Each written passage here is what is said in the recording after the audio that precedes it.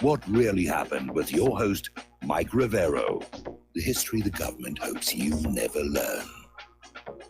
Here is your host, Michael Rivero. And aloha, America. Welcome to our show today. It is Tuesday, May 7th, 2019, getting into the week here. And we've got a lot of stuff to talk about today. The phone lines are open, 800-313-9443. And Sam is in our control room, ready to answer the phone, put you on the air with your comments, questions, and opinions.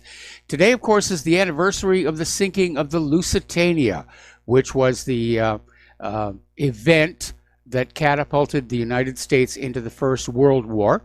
And like so many of these other events, turned out to be not quite what we were told it was. The official story was that the Lusitania was an innocent passenger ship that was just on its way from New York to Great Britain, and those evil, gosh darn Germans just sank it with a U-boat.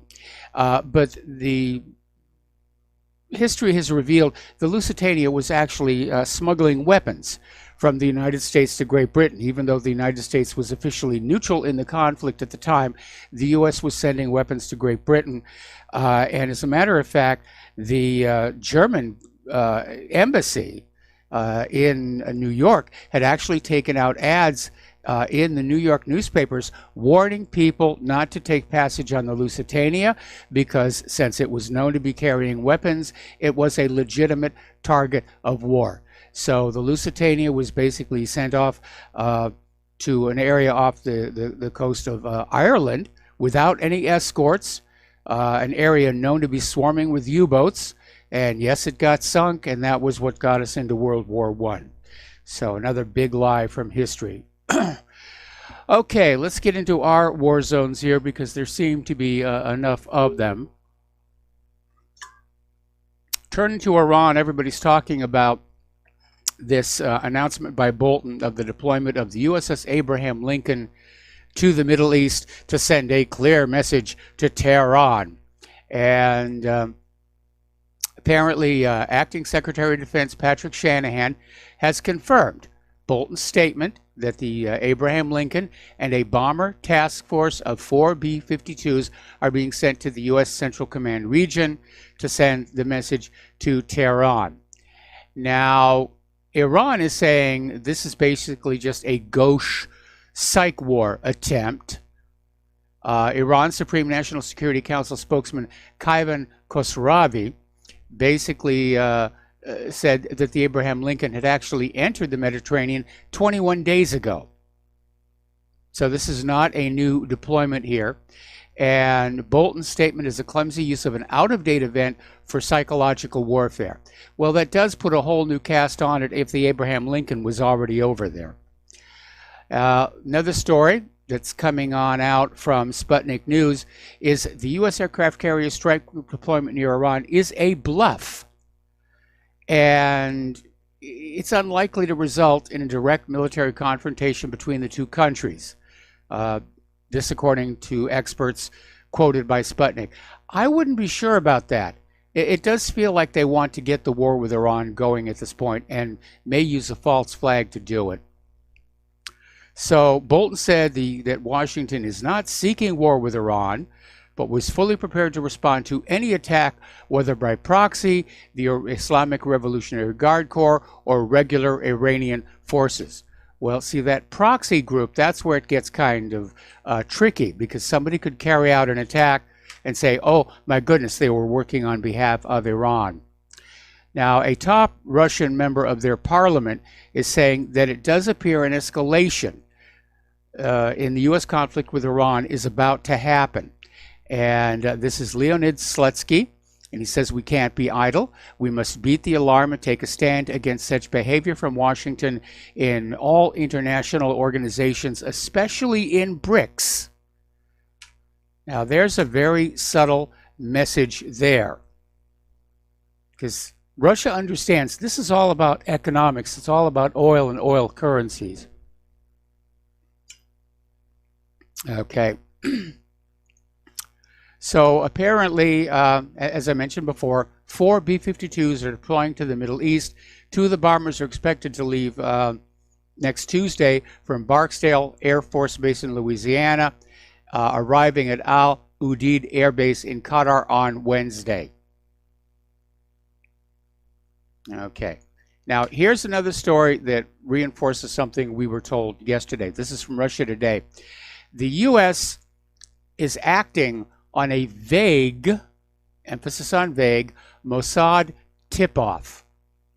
And apparently, Israeli National Security Council Chief Mir Ben Shabbat passed along a warning to U.S. National Security Advisor John Bolton. And the information Bolton received was that the attack from Iran could hit a U.S. target in the Persian Gulf, or maybe Saudi Arabia, or maybe the United Arab Emirates.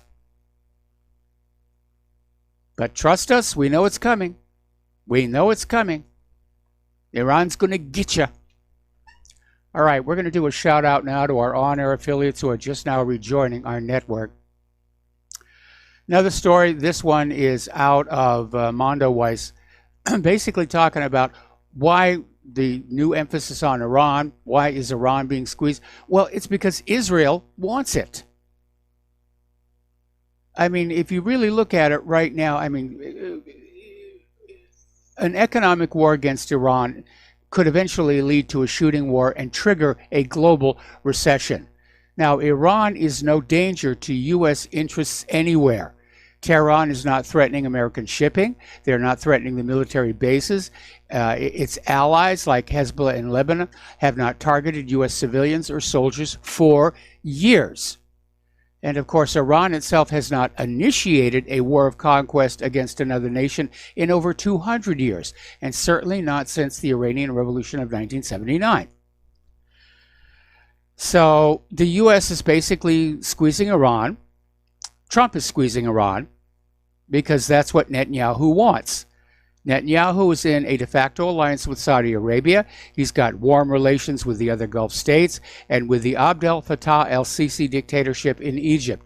Iran is the only regional power that is deterring Netanyahu from completely annexing the West Bank, and Iran is also a supporter of Hamas. So that's what's going down there. Okay, yesterday, pardon me, we had somebody who called on in regarding how the media had shown a 4-year-old video of missiles in Ukraine and claimed it was evidence of Hamas rocket launches against Israel. And I said I hadn't seen the video.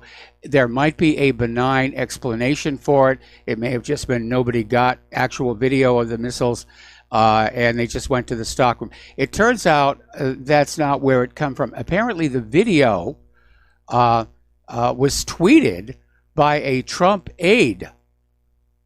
Trump's senior campaign advisor posted this 4-year-old video of military action in Ukraine and claimed it was evidence of Hamas rocket launches against Israel. This is from Katrina Pearson. And so that has sparked a little bit of outrage, especially when you consider Donald Trump's constant harangue about fake news, and then to see his senior campaign advisor tweet this out.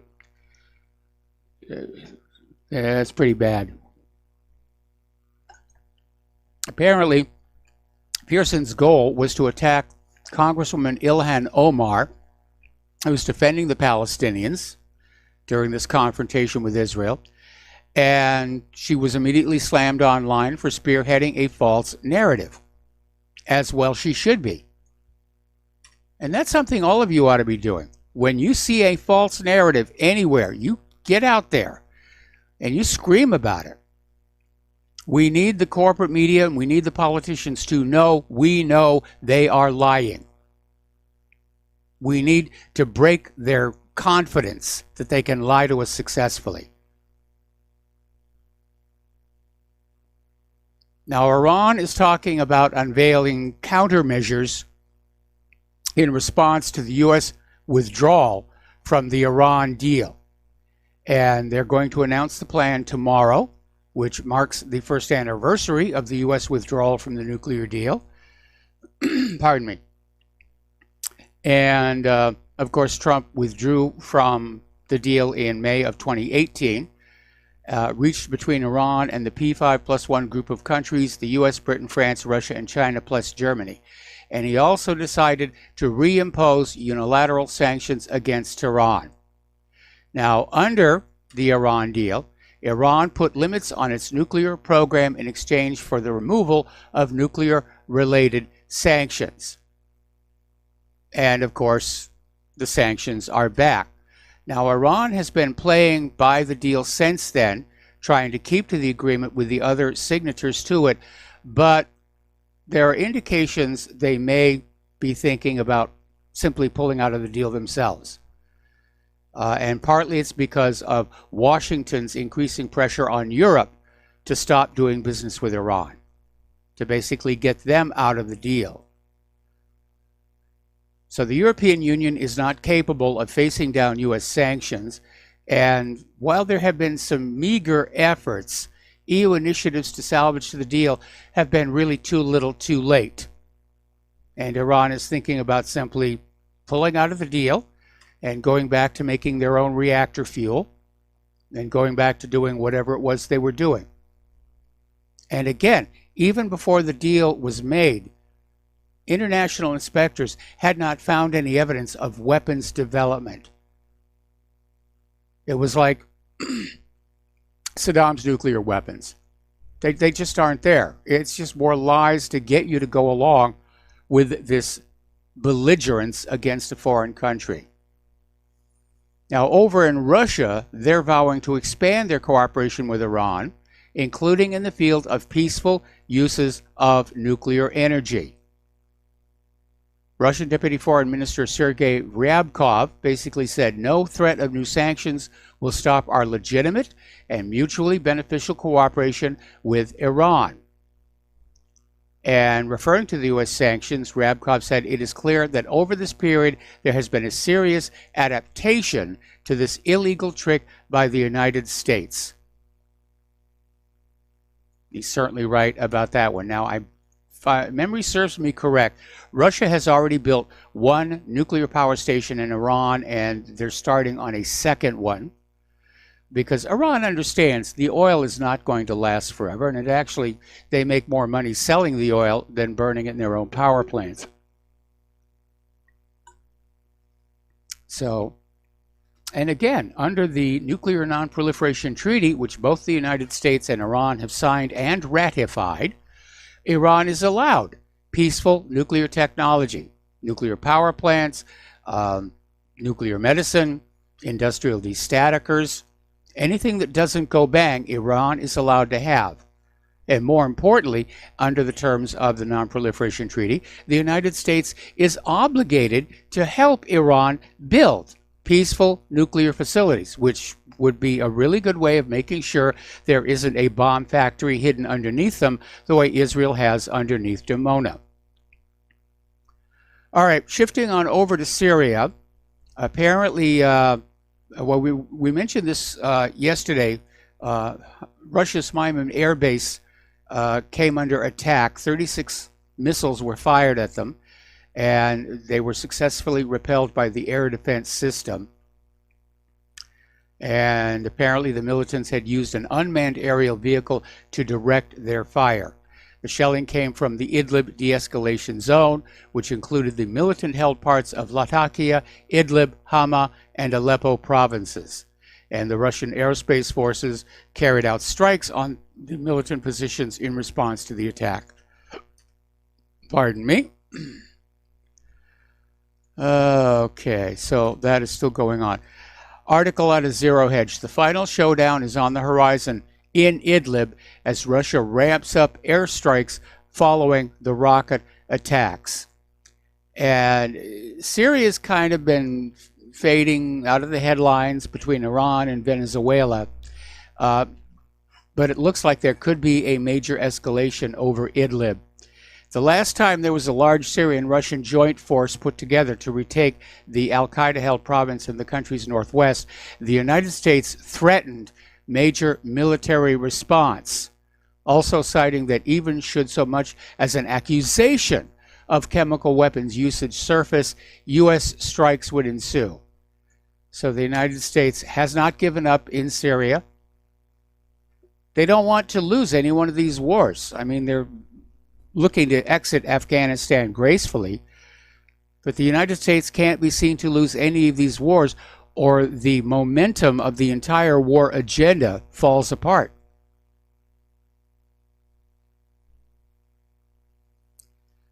Over in Gaza, the ceasefire that was declared early Monday appears to be holding, at least for the moment. But unless there's a meaningful change to the way Israel treats Gaza, unless there's an end, or at least a reduction to this air, land, and sea blockade that's gone on for 12 years now, it's only a matter of time before the fighting resumes. Up in Ukraine, their army has opened fire on a bus carrying workers from the Donetsk water treatment plant. And apparently this bus was attacked with grenade launchers by Ukrainian armed formations. Nobody was hurt, but I'm sure they got a good scare out of that. It's a water treatment plant. That's not militarily valuable, I don't think. It really isn't here. And again, with the Russia bashing, over in Time magazine, there was an article by the former NATO commander James Stavridis, and he's basically saying the U.S. is too weak on Russia in the wake of Mueller's report, which said Russia was not colluding with Donald Trump. But this James Stavridis is saying that it's time to ban Russians from the United States. It's time to sanction their sports teams. It's time to target President Putin himself. Well, James, here's your rifle. Here's your parachute. Go have fun. Down in Venezuela, support for Guaido is weakening. The Venezuelans are getting tired of the violent clashes. And apparently there was, after this last week of street demonstrations, 4 were left dead, hundreds injured. And the Venezuelan people are just tired of it. And apparently on Saturday, when Guaido called for another day of street protests, not that many people showed up. And even Guaido supporters were slamming him on Twitter for offering up the Venezuelan people as cannon fodder. So Guaido, probably sensing the waning support for his effort, did that BBC interview yesterday where he said he was considering asking the U.S. for support in the form of a boots-on-the-ground military intervention.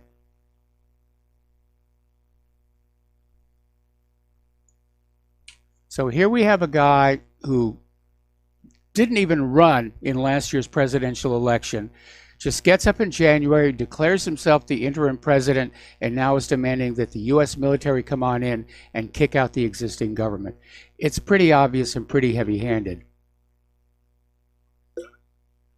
Meanwhile, Guaido is blaming his own coup backers for failing to follow through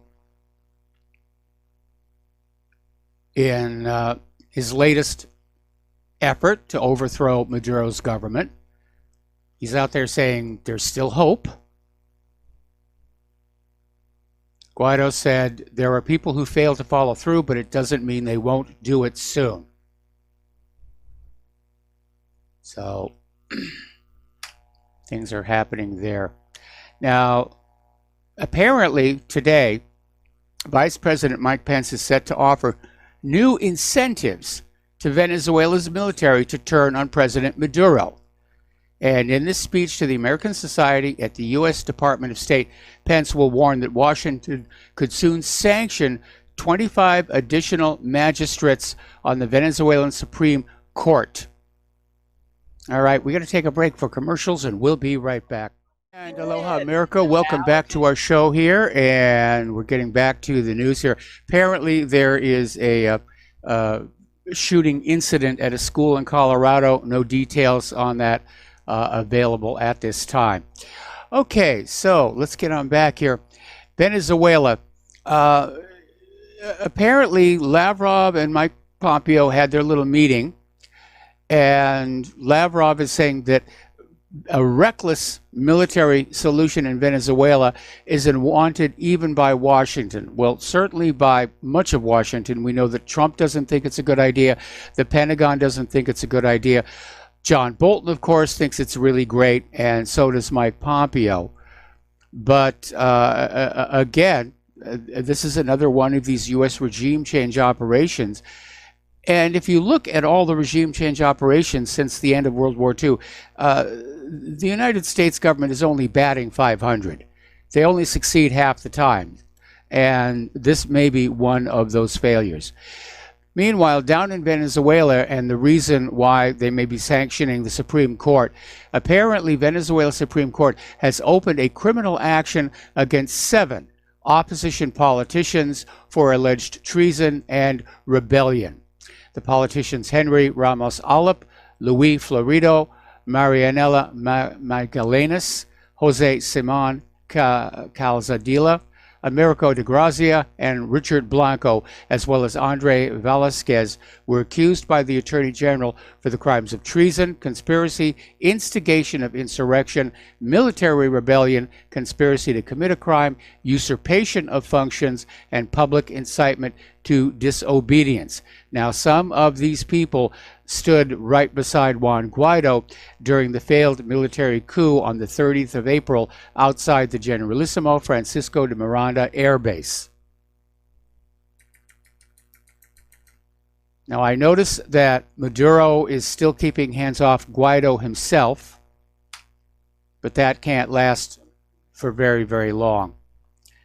Meanwhile, the United States is preparing even more sanctions against Russia and Cuba over their supposed support of Maduro. You get a sanction, and you get a sanction, and you get a sanction. Over in North Korea, their 50 missing submarines have now reappeared. Apparently, dozens of their submarines disappeared from military radar, South Korea's military radar, on Monday, and now they have been spotted returning to their bases. So it looks to me like North Korea was having some kind of an exercise. South Korea, of course, concerned that there might be an attack. But apparently about 70% of North Korea's known submarine fleet had left their home ports and could not be located. Well, that's what submarines are supposed to do. And throwing his weight around even more and sort of reinforcing that article yesterday that we need a new Secretary of State, Mike Pompeo is now saying that Canada's claim to the Northwest Passage is illegitimate. And Canadian experts are saying the speech is provocative. Yes, it is. And also inaccurate. So Pompeo was giving a speech to the Arctic Council over in Finland, in which he also warned against China's increased Arctic presence, saying it threatens North American security and could be harmful to the environment. Well,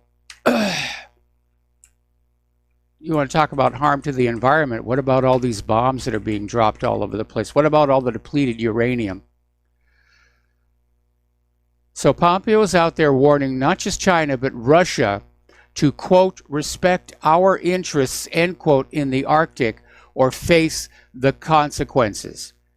So it looks like the Arctic region is going to be the next frontier for competition between the U.S., Russia, and China. And part of it, of course, is access to the Northwest Passage, assuming that the global warming people are right and the Arctic ice is going to continue to melt. But the other part of it is it's thought there's a lot of oil down there on the abyssal plain. It's going to be very hard to get at it. There's a lot of oil down there. But Pompeo was out there saying that the Arctic seaways could become the 21st century Suez and Panama canals. So he's talking about those transit points. Well, if you look at the Panama canals and the Suez canals, they're pretty much shared by everybody. And that's the way that it should be. So why not just say, yes, we're going to use that Northwest Passage, and so can China, and so can Russia. I think it's about, again, restricting their ability to import goods to the United States. Okay. Over in Great Britain, the Royal Navy is starting to build littoral strike groups with which to help the United States basically threaten the third world. We got to take another break for commercials, and we'll be right back after these few words. And aloha, America. Welcome back to our show here, and we're talking about how the Royal Navy has started building littoral strike groups to basically ally with the United States to basically go in and threaten other countries. Now, most countries have coastal navies for defense against attack from the sea. A lot of countries also have blue water navies to control and contest the sea lanes of communication. But apparently the U.S. and Great Britain are now building a third navy specifically designed to operate in the coastal zones of other nations. Now, so far, at least for the United States, it hasn't worked out too well, because both the Freedom and the Independence class littoral combat ships that are designed to basically intrude into other people's coastal waters and project power have not worked out all that well. In fact, the Navy is basically going to go back and start from scratch to rebuild them. But hey, it's not like they're spending their own money. What can I tell you? This one caught me a rather interesting little development here. The United States Army has designed a new service uniform, and what they did is they went back to World War II. And so the new uniform for the United States Army looks almost exactly like the old green gabardine wool field coat and khaki trousers that officers wore in World War II. And I think the idea is they're trying to engage the symbolism. You know, the last time the nation celebrated total victory in a major war. So, yeah, a little bit of propaganda for those of us seeing those uniforms who are old enough to remember what they are, and a morale boost for those people wearing those uniforms. Certainly look a lot better than those camouflage BDUs here. All right, let's turn to the domestic politics here. And quick little update from that school shooting over in Colorado. 2 people have been injured, 2 suspects are in custody. Right now, there is a battle within our political system over the narrative, which is shifting away from Trump-Russia collusion and to, was there an abuse of power by the Obama administration? And it is a very heavy fight. And a lot of it is focused on the issue of spying.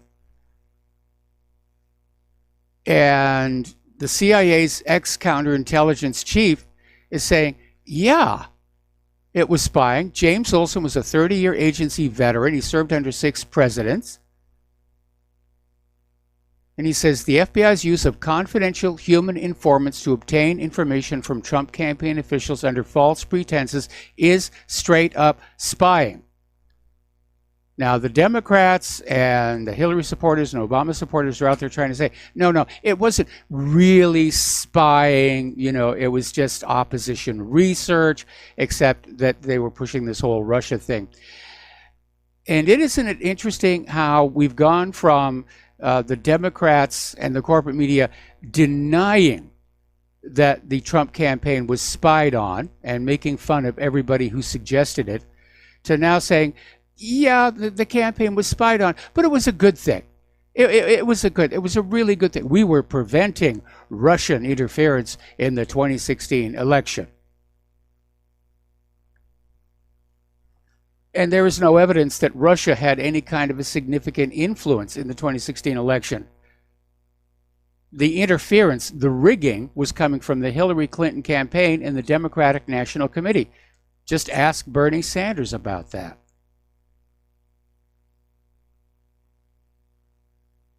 Okay, yesterday we talked about how Ron Paul has said that of all the Democrats currently lined up for the primary sideshow, that he likes Tulsi Gabbard the best, mostly because of her very strong anti-war view. And today we have this other article that came on out from Russia Today saying Tulsi Gabbard has proved she's ready for America. Is America ready for her?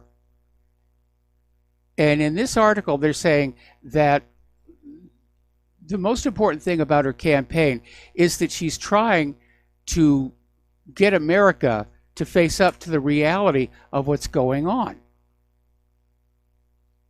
So she's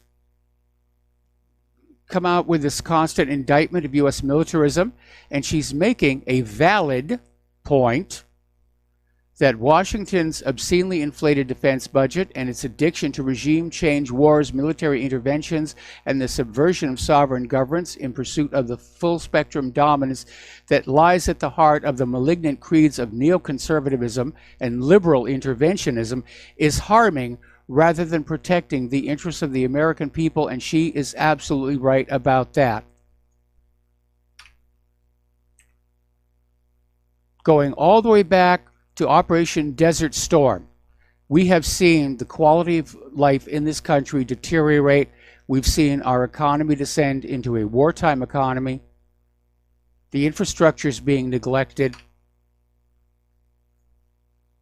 I mean, the other day there was this major traffic jam on this island, and it turns out literally one of the expansion joints in the H1 freeway literally popped out of the cement. Now, for Bernie Sanders and Alexandria Ocasio-Cortez, who are both declared socialists, the latest poll is showing that only 10% of Americans want socialism. I think we want to go back to old-style capitalism. What we've got now, of course, isn't capitalism, it's fascism. But I think we want to go back to the sort of capitalism that made Americans great, that made the American lifestyle the envy of the rest of the world. And we've lost that one. Now we live in this economy where the wealth flows up to the top and just stays there.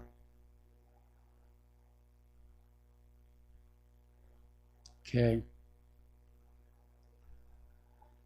The other day we were talking about how CNN, along with MSNBC, had taken a major ratings hit following the release of the Mueller report, because CNN had just been out there for 2+ years. Trump-Russia collusion, Trump-Russia collusion, Trump-Russia collusion. And the American people got a wake-up call. Gee, they've been lying to us all the time. And so CNN has now been forced to start letting people go. Now, they're not calling it layoffs. What they've done is they've started a company-wide restructuring in which they're offering voluntary buyouts of contracts to employees, and so far around 100 employees have accepted the voluntary buyout offers.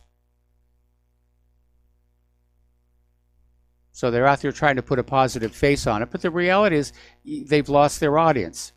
And with the loss of their audience, they've lost their ad revenues. Now, CNN is currently owned by AT&T, and I'm sure AT&T is tired of all the red ink. But at some point, yeah, corporate media is in a decline. They're reacting to it by going on the warpath against the independent media. But people generally don't like liars. People instinctively want the truth. And they're going to go where they can find the truth, find good analysis. And they haven't been getting that at CNN and MSNBC. All right, we're going to take a phone call. Art off the grid, aloha. Welcome to the show. What's on your mind? Hey, Mike. I'm kind of curious. First of all, did you hear about, and possibly did you manage to get a copy of the document that the government pulled from the website after they got some blowback on it about their interventions in Venezuela? I didn't get a copy of it. I saw part of it before it was pulled. But yeah, it's the blueprint for what's been going on in Venezuela. Okay, well, I was kind of curious. I mean, if you want a copy of it, I mean, I actually downloaded a full copy. I managed to get a copy of it. So if you want, I can send it to you. Please But do. I'm kind of, from what you've seen, now, I haven't read the whole thing, but I read enough of it to kind of get an idea of where they were going here. And I'm kind of curious, do you see any correlation between... Well, yeah, it's basically the same pattern. I mean, they're refining it, but it's basically the same regime change playbook that they've been following since the end of World War II. Okay, I was just kind of curious if maybe it was just me, but as I was reading it, that was the only thing I could think of was, you know, this is like almost identical in many respects to Operation Ajax, which, you know, here's what I wish I could actually talk to these people in Washington, because my question to them would be, how would you feel if, say, Germany or China or whoever would come in and try to flip the government here in their favor? How would you feel about that? And give them something to think about, because, you know, as far as I'm concerned, they need to be more worried about cleaning up the mess that we've got here rather than trying to make a mess in some other country. Anyway, thanks, Mike. Just wanted to kind of get your thoughts on that. All right. Well, thank you very much. I mean, obviously, our government is perfectly okay with Israel coming on in here and subverting our government. And I think one of the reasons why the U.S. government's policy is to go mess with the rest of the world right now is knowing they can't fix the problems here. It's past the point of no return. Our economy is hopelessly in debt and about to collapse. We've lost our manufacturing. Nobody wants our GMO agriculture. The country is in serious shape. It's an empire on the verge of collapse. And so going on out and trying to reestablish dollar hegemonic domination of the rest of the world's economy, off of which to make a profit, is kind of their last desperate gasp. And I think a lot of countries are sort of pulling back and saying it's only a matter of time when it's all going to fall apart like the old Soviet Union. Okay, so thank you for the phone call. We're going to let you go. Last week, there was this big stink over the Poynter Institute for Media Studies, which is this nonprofit journalism and research organization. And amazingly enough, in their About page, they say they're dedicated to free and open reporting. And yet they published a list of 500 supposedly unreliable news websites. And it turned out the list, which included many conservative news and think tanks websites, turned out to be unreliable, and Poynter retracted it. Okay? It now turns out that Poynter got the list from somebody over at the Southern Poverty Law Center, which likes to make up these lists and scream at people, don't read these websites. That probably explains why whatreallyhappened.com was on there as well. So Poynter confirmed that the author of their list, Barrett Golding, is a freelancer, and Golding's LinkedIn account lists him as a freelance podcast producer for the Southern Poverty Law Center. So that was the conduit where they could go on out and say, don't pay attention to these websites. So Poynter has retracted the website. I think it has the banned in Boston effect. I think most Americans are smart enough to realize that, as they like to say over at InfoWars, there is a war on for your mind. And I think the American people really have had a wake-up call, a couple of wake-up calls. First of all, with the collapse of the Trump-Russia collusion story, and of course the lie about Saddam's nuclear weapons. And I think most Americans really are trying to take the effort to find out what's really going on before we wind up in a major war. Okay, let's talk about the economic news here a little bit. It was a bad day on the Dow. It ended just slightly above negative 500. And it shocked a lot of people because the market started down yesterday but ended almost at parity. And it was thought, well, okay, the talk about Trump's China tariffs shook up the market, but it's over and done with. But apparently, no, with confirmation that the tariffs are going to go forward on Friday, it sent global markets into a plunge. And they're trying to blame China on it. They're saying that progress was made on the trade deal, but in the past week, China has reneged on some of their promises. In other words, they're saying it's an erosion of commitments by China. In other words, China just didn't actually do anything. They just backed up and said, we're not really happy about that. Because it's, you know, this whole trade deal, it's not for China's benefit. It's for the U.S. benefit. And the problem with having a trade war with China is, as I said before, we're not suited to take advantage of it. Our manufacturing has come back by microscopic amounts. We don't have product to sell. That's really where the issue comes from. Now, Steve Bannon came on out in an article saying that we're already at an economic war with China and it's futile to compromise. And he was out there saying that getting tough with China to bring the manufacturing jobs back to the U.S. was the linchpin of President Trump's electoral march through the Rust Belt during his 2016 victory. Today, the goal of the radical cadre running China, the Chinese government, is to be a global hegemonic power, and by golly, that's our job. Well, I don't really think it's as much China, or for that matter, Russia, growing in power and influence. I think it's a relative view. The U.S. is in decline. It's really what's going on here. And I hope they're just not thinking that dragging the rest of the world down with them is a solution. We've got to take another break for commercials, and we'll be right back. And aloha, America. Welcome back to our show.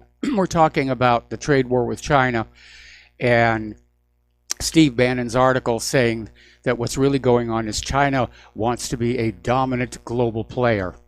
Well, I'm sure that's true of any large, successful nation, but I don't know that it's so much that China wants to displace the United States, or for that matter, Russia wants to displace the United States. They're seeing a vacuum form in terms of our economics around the globe. And like anybody else, they're going to rush in to fill it.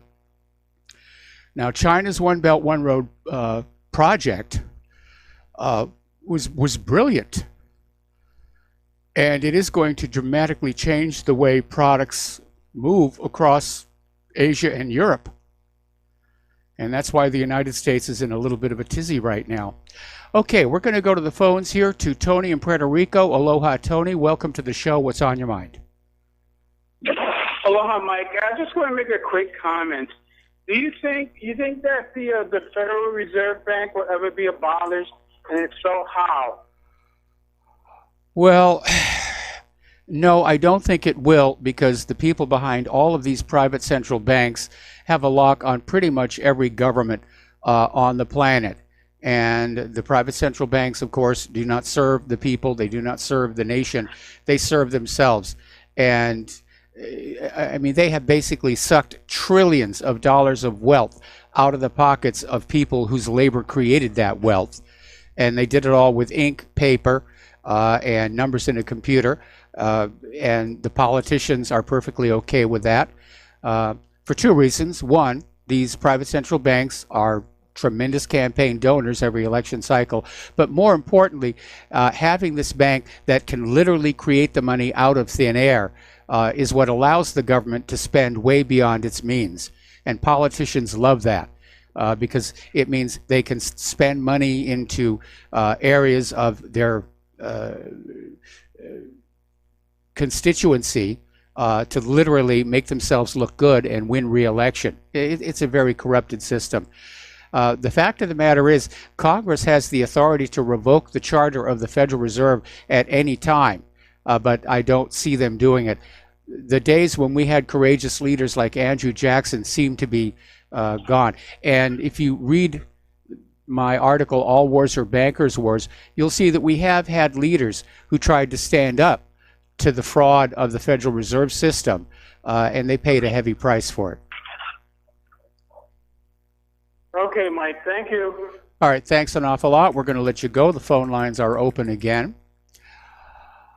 Over in London,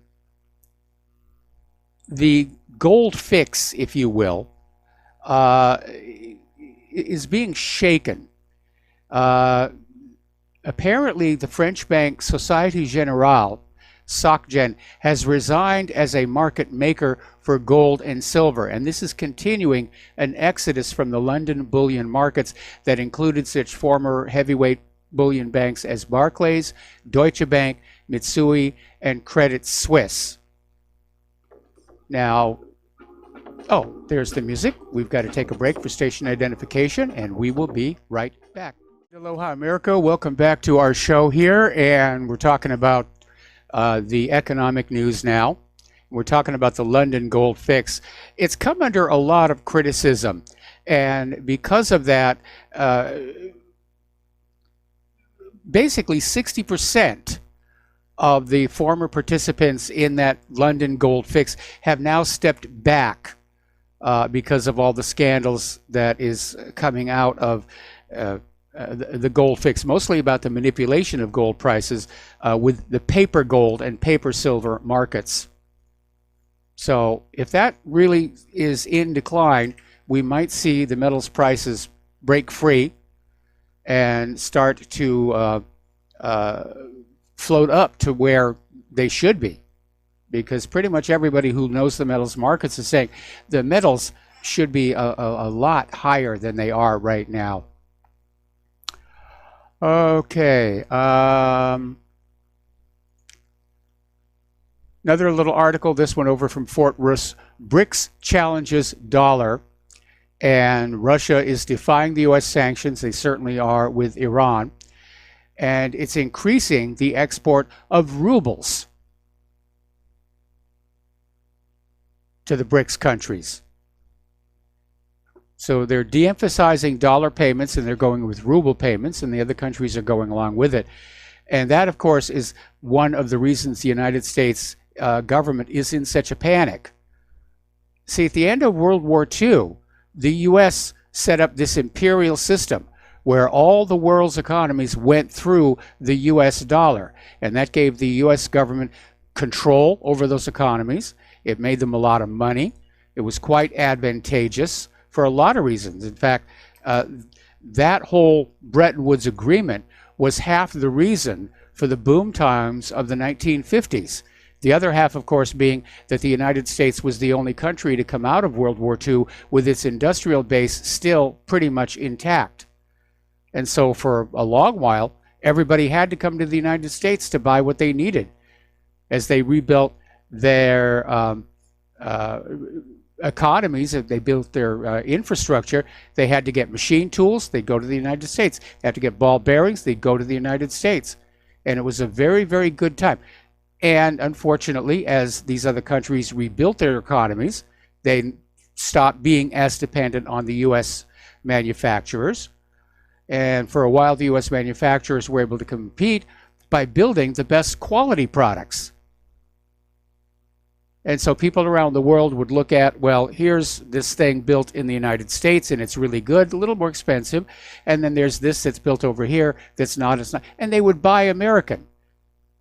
It was a status symbol to own things from America, especially cars. Unfortunately, those days are pretty much gone now. Over in Turkey, they have a massive debt problem, but then show me a nation that doesn't. The lira is plummeting, and apparently there is concern that Turkey has the potential to inflict significant damage elsewhere, along with key economies in the Eurozone. And a lot of people are starting to draw parallels between the situation in Turkey, a heavily indebted nation with a plummeting currency that descends into a severe recession, and it gets bailed out, like Greece.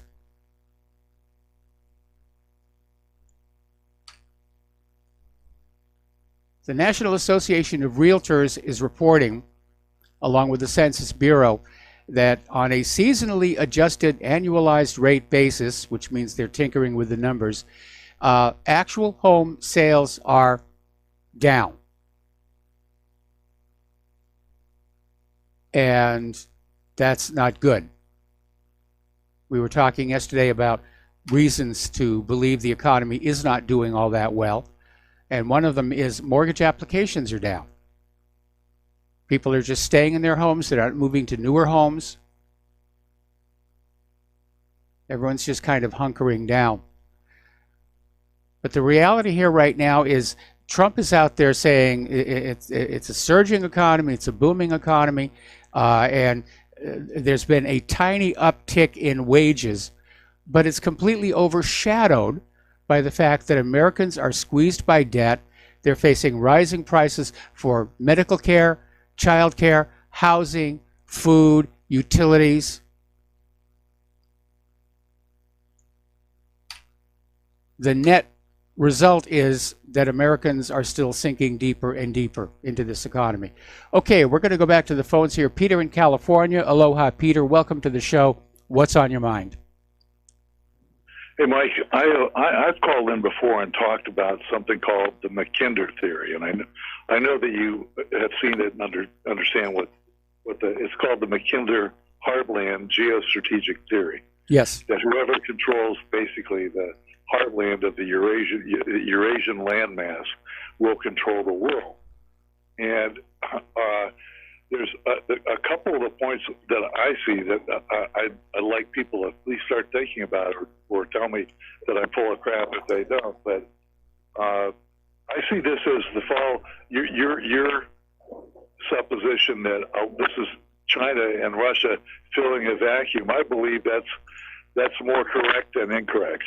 And like the fall of the Roman Empire, when everything, all the treaty systems, the financial systems, yep. Everything, the trade routes, everything was impacted by that. They fell into kind of a squabbling dark age for a long time, and warlords, and until really the rise of the nation state later on. But the point I want to make also is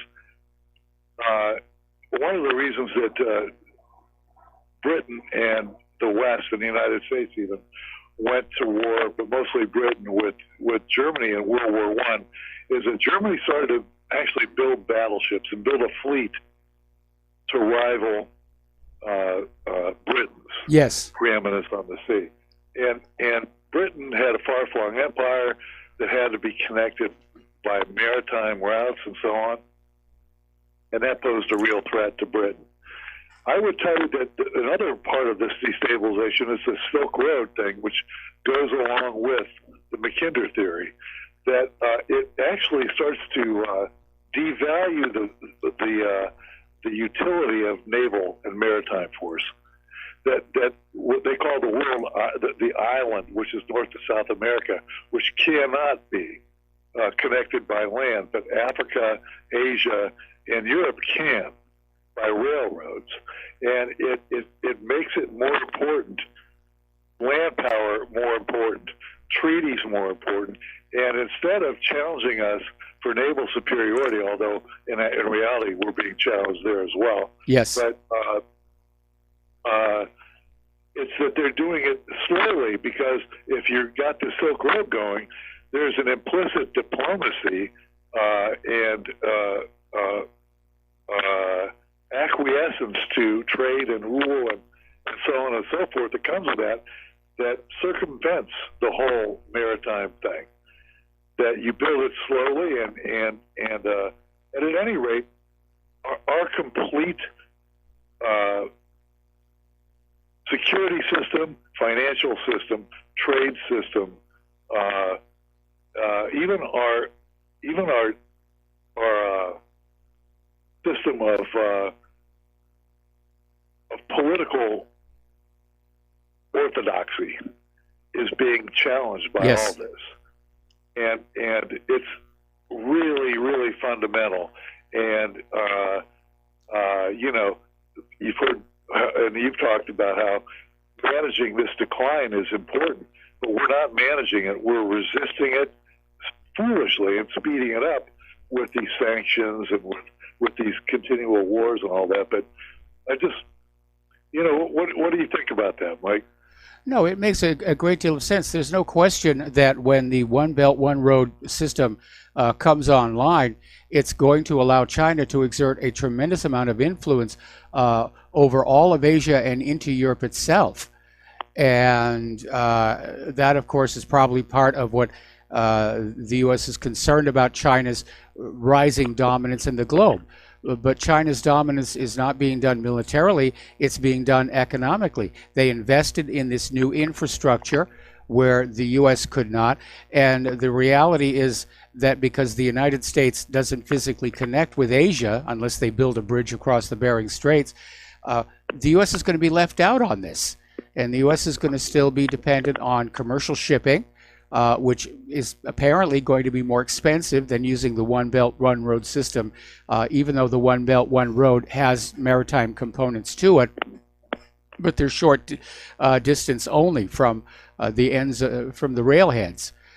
So yeah, it is. I think your theory is correct that China's control over the Central Asian region is going to allow it to exert a tremendous amount of control over the rest of the world. And Mike, I think that throws a little more light onto Venezuela from the point of what we're talking about with the largest oil reserves. Because with the BRICS nations, with Russia, China, and Iran, is also India. That's already pretty much the Mackinder theory right there. Yes. But for something as crucial as oil, it really now it puts Chinese or Russian land-powered divisions right on the Persian Gulf, if necessary. They don't have to go through the whole Straits of Majorca and the Straits of Hormuz. They can go directly there by rail, or will shortly, and which means that we'll be militarily checkmated out of there in short order. Really, we kind of are now. Yes. I think Syria kind of proved that. Yeah, and the fact that they can close the Straits of Hormuz is really not much we can do about it. But the Chinese could get divisions there by rail or road, and there's not much we could do about that either. But that really makes Venezuela's largest proven oil reserves crucial for us to be able to hang on to anything at all. Well, maybe, but I mean, we know Venezuela has all that oil, but it's not like the United States does not. And there has been a lot of oil development over the last several years, some of it not well done, like the Deepwater Horizon. Yesterday, we were talking about how the Trump administration has relaxed safety requirements in order to allow drillers to basically drill faster, harder, and deeper to try and get that oil.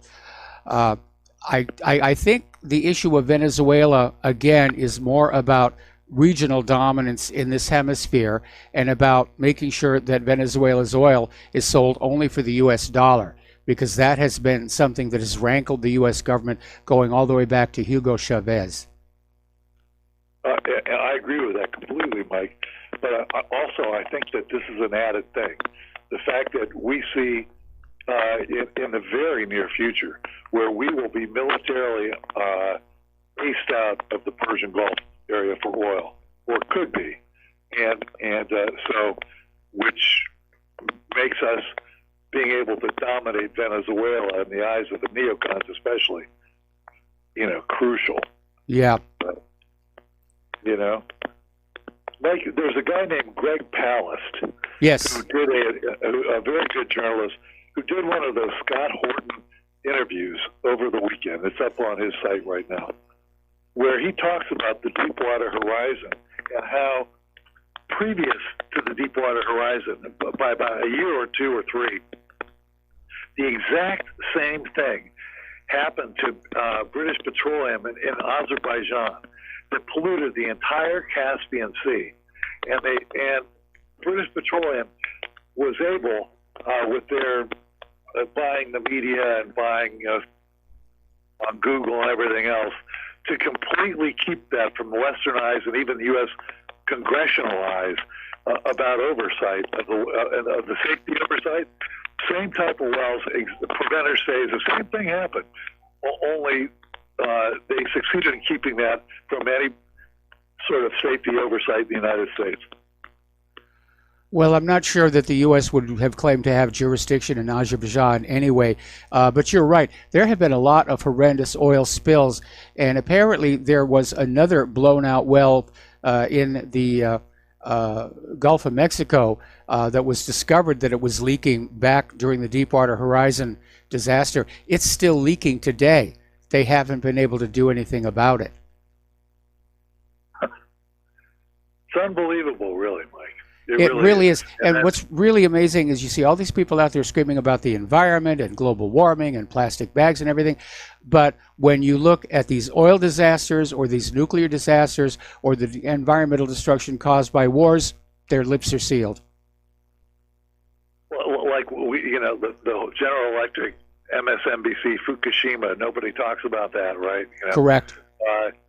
And then how about Obama, Mr. Global warming and all that kind of stuff. Remember when he took his kids and claimed they were swimming in the Gulf and that everything had just gone away? It went away. And it turned out they were actually swimming in a pool.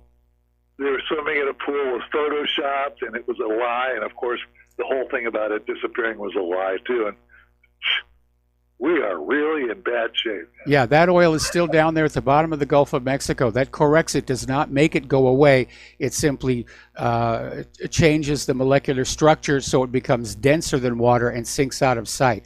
But it's still down there on the bottom of the Gulf of Mexico, which means any bottom-dwelling fish are really unsuitable for eating. And Mike, notice how the environmentalists were almost completely silent in attacking Obama on that. Yes. On that huge lie. The complete destruction of the Gulf of Mexico and the Caribbean, too, really. Yes. They gave him a pass.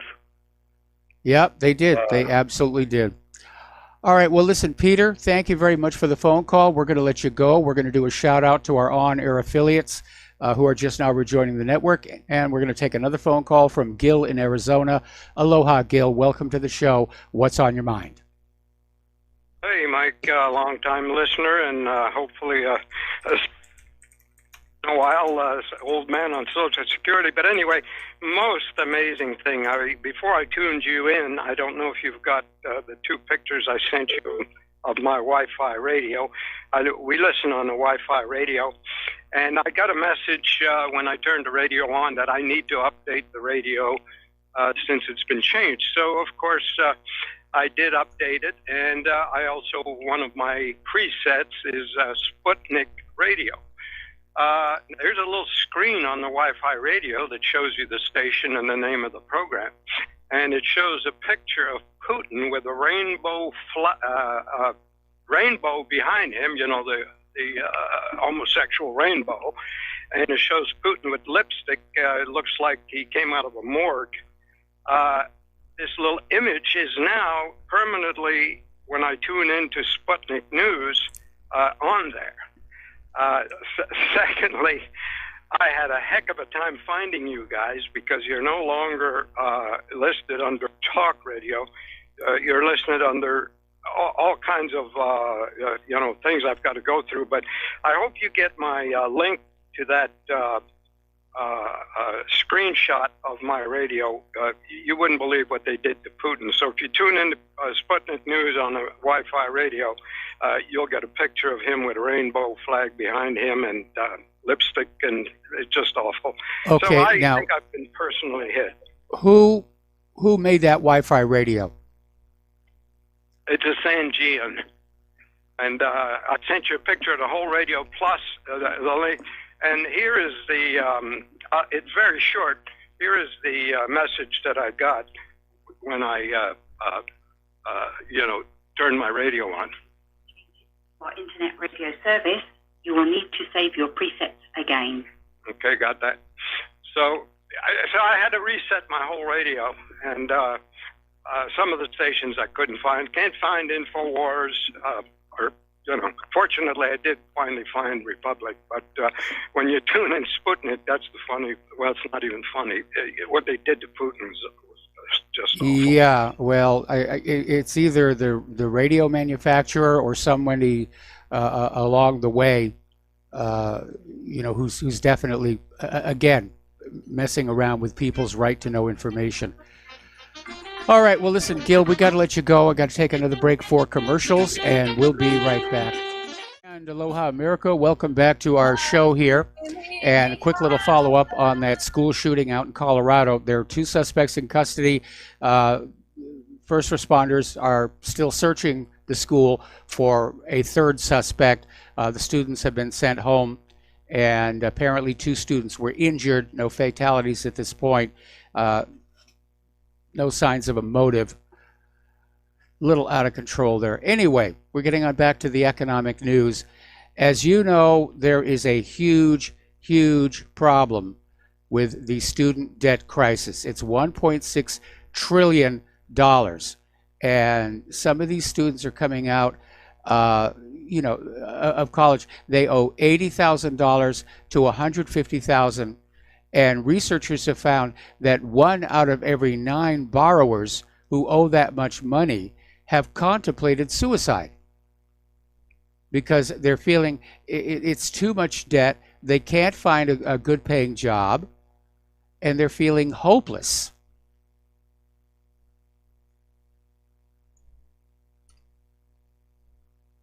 There was an article the other day about how suicide rates in this country are going up. And at the time, I asked if we were seeing more prescriptions being written for antidepressants. But there's a lot of pressure on the American people right now, especially financially. Especially financially. Over at Great Britain, the government there is confirming that Britain will go ahead and hold European Parliament elections, even though they were supposed to be out of the EU at this point. And David Lidington is saying there would not be enough time to complete the ratification of Brexit before the 23rd of May. So Great Britain is still part of the EU, and I'm sure the British people are very unhappy about that. And you get into a problematic situation where the people are voting for one thing and the government does the opposite. The people vote to get out of the EU, the government tries to get back into the EU even harder. The people vote for no more wars. The government goes for more wars. The people vote for lower taxes. The government raises taxes. After a while, you can see that things are going to be at loggerheads. Over in Spain, pardon me, 3 Madrid courts ruled yesterday to allow former Catalan leader Carles Puigdemont, as well as 2 members of his government, to run in the upcoming European Parliament elections. This overturned the Spanish election authorities' decision that they could not be allowed to run. So that'll make it interesting events over there. Okay, let's talk about Boeing. Boeing is in serious trouble, not just economically, but reputationally as well. And Boeing is now admitting that they knew there was an issue with the 737 MAX a year before the first of the 2 deadly crashes, and really didn't do anything about it. In fact, they weren't even that forthcoming after the first crash. I guess they thought it was one time only, an anomaly. They weren't more forthcoming until the second crash here. But apparently, the device linked to the 737 MAX software, the angle of attack sensor, apparently has been flagged 216 times to the Federal Aviation Administration. And former Boeing, apparently Boeing did not flight test a scenario in which that sensor malfunctioned. Now, former Boeing engineers and aviation analysts have criticized Boeing's original software design for relying on data from a single angle of attack sensor, claiming that those devices are vulnerable to defects. For one thing, they're vulnerable to foreign object damage. They're on the outside of the aircraft. They can get hit by dust and debris. So the FAA has received at least 216 reports of angle of attack sensors failing or having to be repaired, replaced, or adjusted since 2004. Okay, we're going to start with a phone call. Ken in New York. And Ken, I'm going to have to take you through the next commercial break. What's on your mind? I have a maybe an answer about the Wi-Fi problem the other caller was talking about. I did some research a while back. John was interested in getting a Wi-Fi radio, and it may not be the manufacturer. It seems like these various kinds of Wi-Fi radios rely on a chipset by a third party, and the third party company is responsible for updating the databases. Well, again, it's a very underhanded thing to do, and these days I'm really leery about software updates for anything, especially since we had several from Microsoft that actually bricked equipment. And my attitude is, if it's working right now, I don't need the update. Anyway, listen, Ken, got to put you on hold, got to take another break for commercials, and we'll be right back. And aloha, America. Welcome back to our show here. We're talking with Ken in New York about this issue with Wi-Fi radios putting up strange graphics on their screen. But my understanding, I don't have a Wi-Fi radio, but I would presume that the graphic associated with a given radio channel would be provided by the channel itself. And my next question is it possible somebody at Sputnik Radio thinks this is actually a good image? Well, I would suggest that it's probably somebody that has something to do with the database, or maybe it's some form of hacking. I don't think Sputnik would do something like, I mean, I really don't know. You know, everything can be spoofed. True. I mean, for myself, I when I read about this with Wi-Fi radios, it's nice to have all these wonderful channels. Probably, you know, half of them you'll never listen to, but considering what's being done by, you know, the credit card companies and all the social media companies, where they're trying to poison the well, so to speak, to make it more difficult to either find what you want or put it at the bottom of a list or twist it around. I just use a cheap tablet that I bought on eBay, and I just put the URLs in terms, you know, shortcuts, and I never have any of these problems. I may try to look up Sputnik and see what I get. I tend to think that if you actually had the URL or the MMS address for a player, you may not see this, but I don't know that for sure. But that's all I have for today. All right. Well, thanks an awful lot, Ken. We're going to let you go. It does sound kind of weird. And again, I don't have a Wi-Fi radio, so I don't know. And I don't want a Wi-Fi radio because I got too much stuff here. Anyway. All right. So we're talking about Boeing. And we're talking about the fact that Boeing had been aware that there was a problem with the warning light in the 737 MAX. And they were aware that it wasn't working on most of the planes. And Boeing did not disclose that to the Federal Aviation Administration.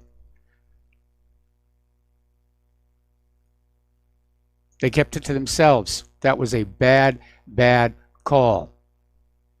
And again, this was a warning light, an angle of attack disagree. that was standard on earlier 737s. It was an option on the MAX. Pardon me. And the airlines, trying to save money, didn't go for it. Bad decision. Boeing's not the only one to have a problem here. There was this footage came out over the last couple of days over at Moscow's Sheremetyevo Airport. There was a spectacular crash of a Sukhoi Superjet 100. Apparently, shortly after takeoff, it got hit by lightning. It declared an emergency and turned back, and it was attempting to make a landing. And the security footage shows the jet literally bouncing up after touchdown and then back down onto the tarmac, at which point the undercarriage collapsed.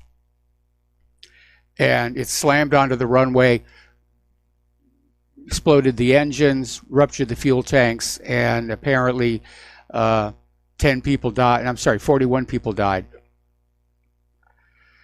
That one, that's a bad one. What can I tell you? And they're still removing the remains of that aircraft. Okay.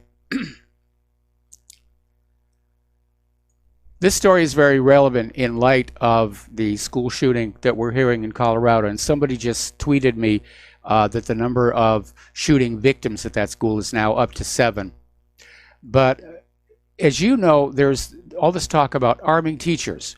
They just passed a law to that effect in Florida, where teachers who have had a psychological evaluation and gone through training will be allowed to carry guns in classrooms. And the gun grabbers are out there saying, oh, no, this is going to increase gun violence. There'll be accidents. People will be shot. And there was a study done by John Lott over at Crime Prevention Research Center. And basically what they found is that in schools where the teachers are armed, there have been no attempts at mass shootings. 0, zip, nada. Which, if you think about it, is common sense. Nobody, no matter how many antidepressants they're on, is going to take a gun and go into a school knowing there are guns that are going to be pointed back at you. So that's the actual fact. Arming the teachers will make the schools safer. Okay, let's take another phone call. Jim in New York. Aloha. Welcome to the show. What's on your mind? Hello again, Mark. Yeah, regarding these school shootings, everything you said is 100%. I agree with it. But I've noticed something, and maybe you could correct me if I'm wrong. I've noticed that invariably these shootings occur in public schools as opposed to parochial schools or charter schools. And I think that a lot of it, of course, these medications have a lot to do with it, but I think a lot of it has to do with the what you call the vast wasteland of current public education in America. You know, of course, the removal of God, the whole list that we all know about, what they're advocating in the schools. And I think that has a lot to do with it. It's just if it doesn't directly affect somebody, the overall atmosphere is conducive for the insertion of those homicidal attitudes in certain people. Well, yeah, I would say that probably that is a factor. Now, some of these school shootings do appear to be engineered hoaxes to push the gun grabber agenda. I'm not getting that sense for today's shooting out in Colorado. Again, they're not providing any details yet as to what's going on, other than that they have 2 suspects in custody. One they think is still at large in the school he's being searched for, and 7 people have been injured. So that's all we've got right now. But again, we'll see. I mean, certainly the gun grabbers are going to take advantage of this and say, we've got to ban all guns. We've got to ban all guns. Right. I just want to emphasize that point about the spiritual wasteland, which is conducive to these activities as well. Yeah, that could be part of it. And again, when I went to school, everybody had guns. There were no school shootings. We took our guns to school with us. we'd put them in the cloakroom, because on our way home after school, we'd go through the family fields and chase out the critters. And that was just normal life. Schools had shooting clubs. The government was actually giving surplus World War II and Korean weapons to school shooting clubs. And when I was in Go ahead. When I was in high school in Orlando, Florida, way back in the '60s, I actually bought a 22 caliber single shot bolt action rifle from a fellow student for $8. Yep. No, it's a completely different world today, and again, I haven't seen indications that this shooting is staged. I'm not going to rule it out, of course, but I think it was a case of like turf warfare, gang warfare among the kids. But again, that study shows that if the teachers are allowed to carry guns, these shootings don't happen. Yep. And not just to carry. It could be, of course, a good strategically located gun safes with these fingerprint entry into the lock, etc., like that also. Well, that kind of, I think, defeats the purpose, because if somebody's coming into your classroom shooting, you got to have that gun already on your hip. Right, it could be on your hip, but it could be in the corner, looking like a table for books or something like that, and he could just put his finger up on the lock and open it up. Also, of course, that is a couple of critical seconds. I agree with you on that. Yeah, that's a real issue, and of course, you raise the possibility of somebody breaking into that safe and stealing the gun. So I don't think that's a workable idea. And another thing, you reminded me of something. These things with facial recognition and iris recognition and fingerprint recognition, I'm sure you've heard people discuss the possibility of somebody with malevolent intent cutting off somebody's finger or pulling their eye out to open up a lock. Yes. Yeah, we've seen that in movies. We've seen that in movies. Yeah. And again, the facial recognition, if you look at how badly it was implemented in the iPhone 10, again, crucial seconds, okay? If you're going to arm the teachers, have them wearing the gun on their belts, ready to use it the instant somebody comes on in. And there's another thing that could be done also. You just reminded me. I've heard of certain like senior citizens residences where if they have an emergency, they have like a button that rings the resident next door that there's a problem, so they could be on the scene early. And you can have that between classrooms also as an auxiliary to what we're talking about. That it could be like a hidden button that brings the adjacent classroom, etc., or something like that. Well, I imagine that there should be a button that the teacher could hit that would sound the alarm throughout the entire school. Yeah, that would, of course, be very good. Well, anyhow, that's my 2 cents. Have a nice day. All right, same to you. Thank you very much here.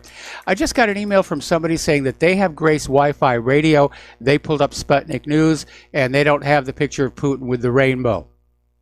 So, who knows what's going on? Okay, I'm getting a confirmation now. Yes, at least 7 injured in the Denver school shooting, 2 suspects in custody, and they're still looking for a third. And I'm wondering if they're going to tell us what this was all about. Pardon me. Nope. It's all very hush-hush. Okay, getting on back to computers and stuff when we're dealing with Wi-Fi radio. Let's see. Okay. Somebody else sent me an email saying that the meta images for Wi-Fi radio are embedded in the feed.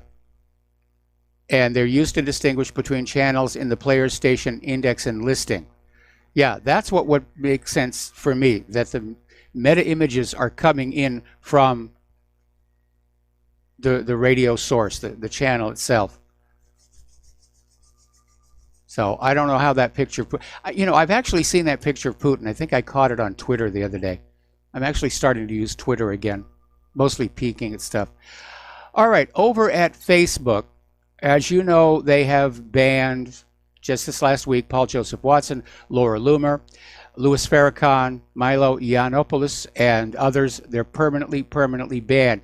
Well, Facebook is now taking it up one more level. According to this article in Natural News, basically Facebook is issuing a gag order on their 2.2 billion users, demanding that they must hate certain selected individuals who have been targeted for Facebook censorship. From this point forward, you're only allowed to post content from people like Paul Joseph Watson, Laura Loomer, and so forth, only if you express hatred toward them in your Facebook post. Otherwise, you will be banned too. I think we're looking at the reason why Facebook has started losing money. I mean, they're hugely successful, and now their revenues are in decline. Over at Instagram, they've announced they're going to begin fact-checking and removing memes. Now, of course, Instagram is owned by Facebook, and it's going to use its 52 global fact-checking partners to censor false photos and memes on its platform. This was actually being reported by Pointer, which just had that recent embarrassment with their list of websites not to see. So, memes deemed factually incorrect will no longer appear under tabs where they can be discovered by random users.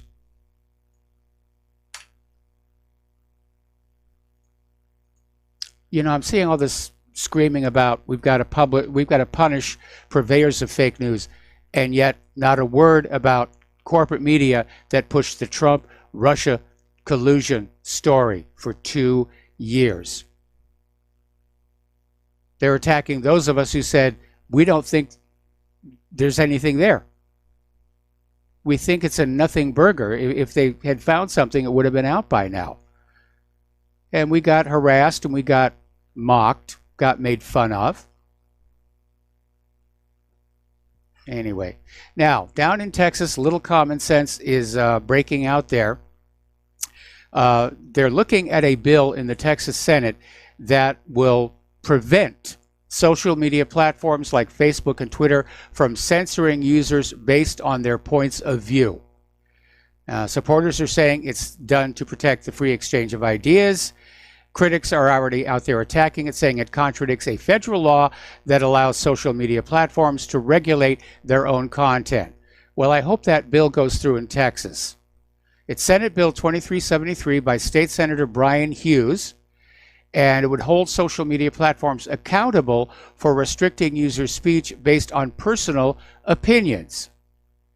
And Hughes said that the bill applies to social media platforms that advertise themselves as unbiased, but still censors their users. Now, the Senate State Affairs Committee unanimously approved the bill last week. The Texas Senate approved the bill. Oh, it's an update. Apparently, the bill was approved April 25th in an 18-12 vote. It is now headed to the House. So, good. I'd like to see states start doing that. Anyway. Okay.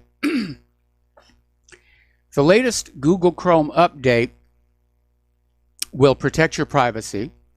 It will stop all advertisers from tracking you, except, of course, from Google, which makes its money tracking you. We're going to take another break for commercials, and we will be right back.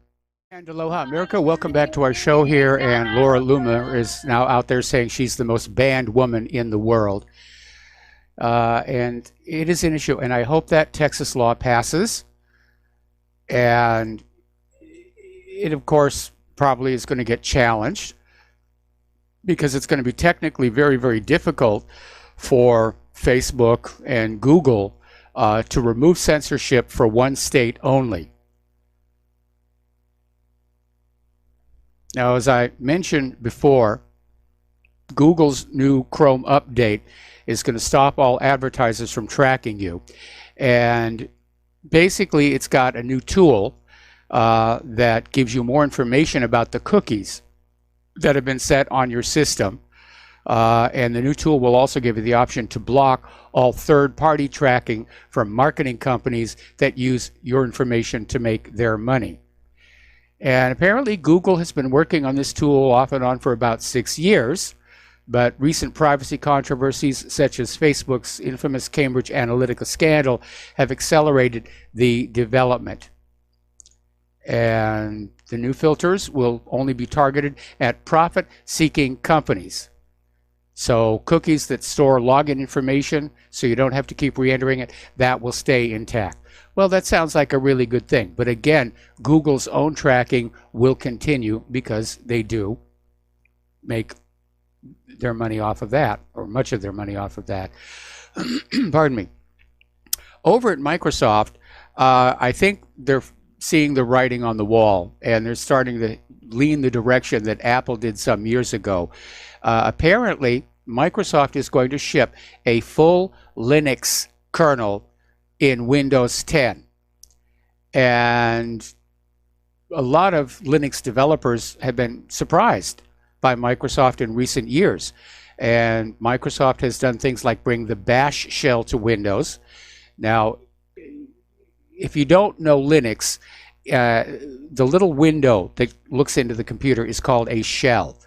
And it goes back to the days where Linux, or Unix originally, basically layered software applications as shells around each other to enhance interoperability. So that shell that you type into is like C shell or so forth, and Bash is one of the most popular. Apparently, they're bringing OpenSSH to Windows 10. That's a tool that you can use to log in securely to a remote computer. And it uses encryption and keys and allows you to basically log in on those remote machines. Apparently, they've included Ubuntu, SUSE Linux, and Fedora in the Windows Store. But apparently, Microsoft is now going to ship a full Linux kernel directly in Windows 10. And it's an in-house custom-built Linux kernel to underpin the newest version of the Windows subsystem for Linux. Well, that, I think, is a step in the right direction. Oh, there's the music. We got to take a break here for station identification, and we'll be right back. And aloha, America. Welcome back to our show, hour number 3. The phone lines are open, 800-313-9443. And getting on back to the international news, this is just now breaking. Israeli newspaper Israel Hayom published an article which claims to be leaking details of Donald Trump's deal of the century. Apparently, there's copies of this document being circulated in Israel's foreign ministry, and an anonymous source leaked a copy to Middle East Eye. So maybe, maybe not, could be disinformation.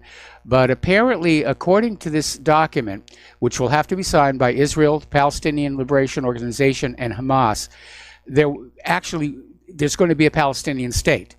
They're going to call it New Palestine. It's going to be established on lands in the now occupied West Bank and the Gaza Strip. The deal of the century is calling for elections to be held after a year and for Israel to start releasing Palestinian prisoners gradually over the course of 3 years. Now, New Palestine would have no military and would have to rely on Israel for protection. And unfortunately, there is a stick to go along with the carrot. If Hamas refuses this deal, then there will be a U.S.-backed Israeli invasion to eradicate Hamas. So apparently this deal will be backed and funded by Arab Gulf states like the Saudis and the UAE. As far as Jerusalem is concerned, it will remain undivided. And while Israel will maintain general control, responsibilities would be shared between Israel and New Palestine. So Palestinian residents in Jerusalem would be citizens of the Palestinian state, but the Israeli municipality of Jerusalem would remain in charge of matters related to land. And apparently Palestinians will be allowed to be educated in Israel. So not as bad and one-sided as had been leaked out. The other part of the deal, of course, is that the illegal settlements in the West Bank would formally be recognized as part of Israel. All right, well, good luck getting that one signed. But at least they understand what the Palestinians really want. Getting on back to the world of computers and getting on back to Microsoft. Do you remember years and years ago when they first came out with plug and play, where you could plug accessories in and out of the computer while it was running?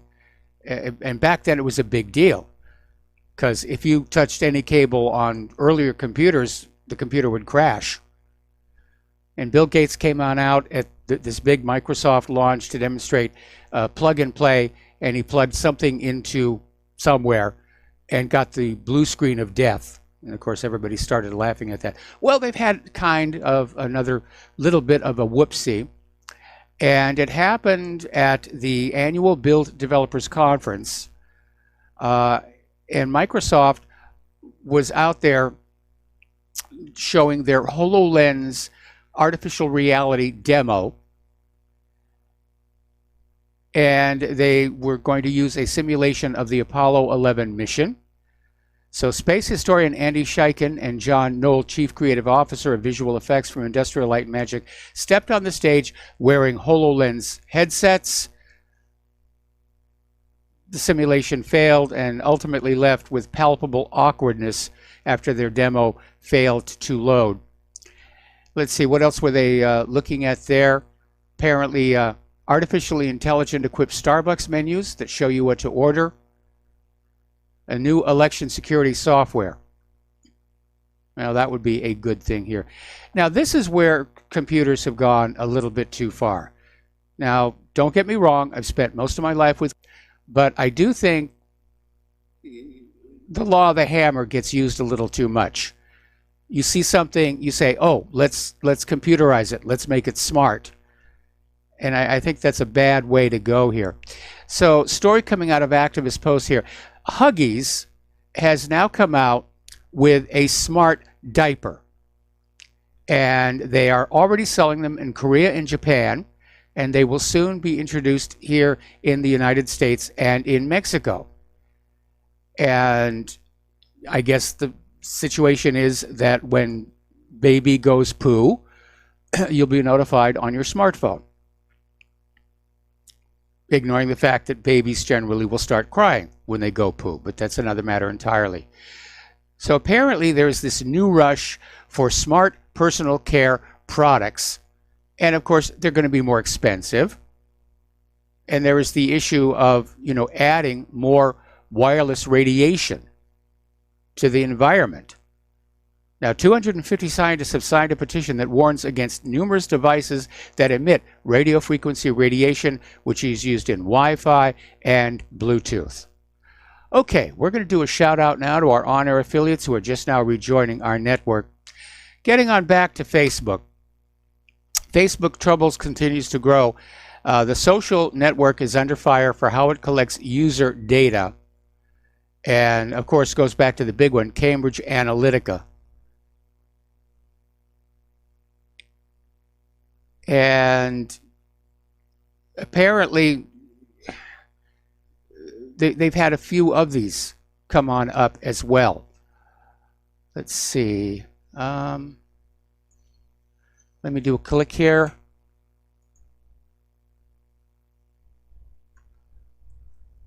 So you got Cambridge Analytica, and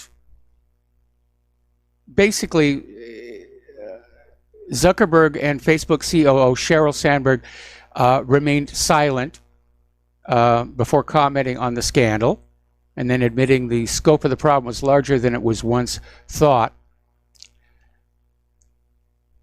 Basically amounted to a personal data breach. And I'm one of those people, I don't like the fact that there are computers all over this planet who are holding details of my personal life. Like, I bought a jelly donut the other day. But apparently Facebook last September disclosed a breach that affected 50 million people. 2 weeks later, Facebook said the data of another 29 million people had been stolen.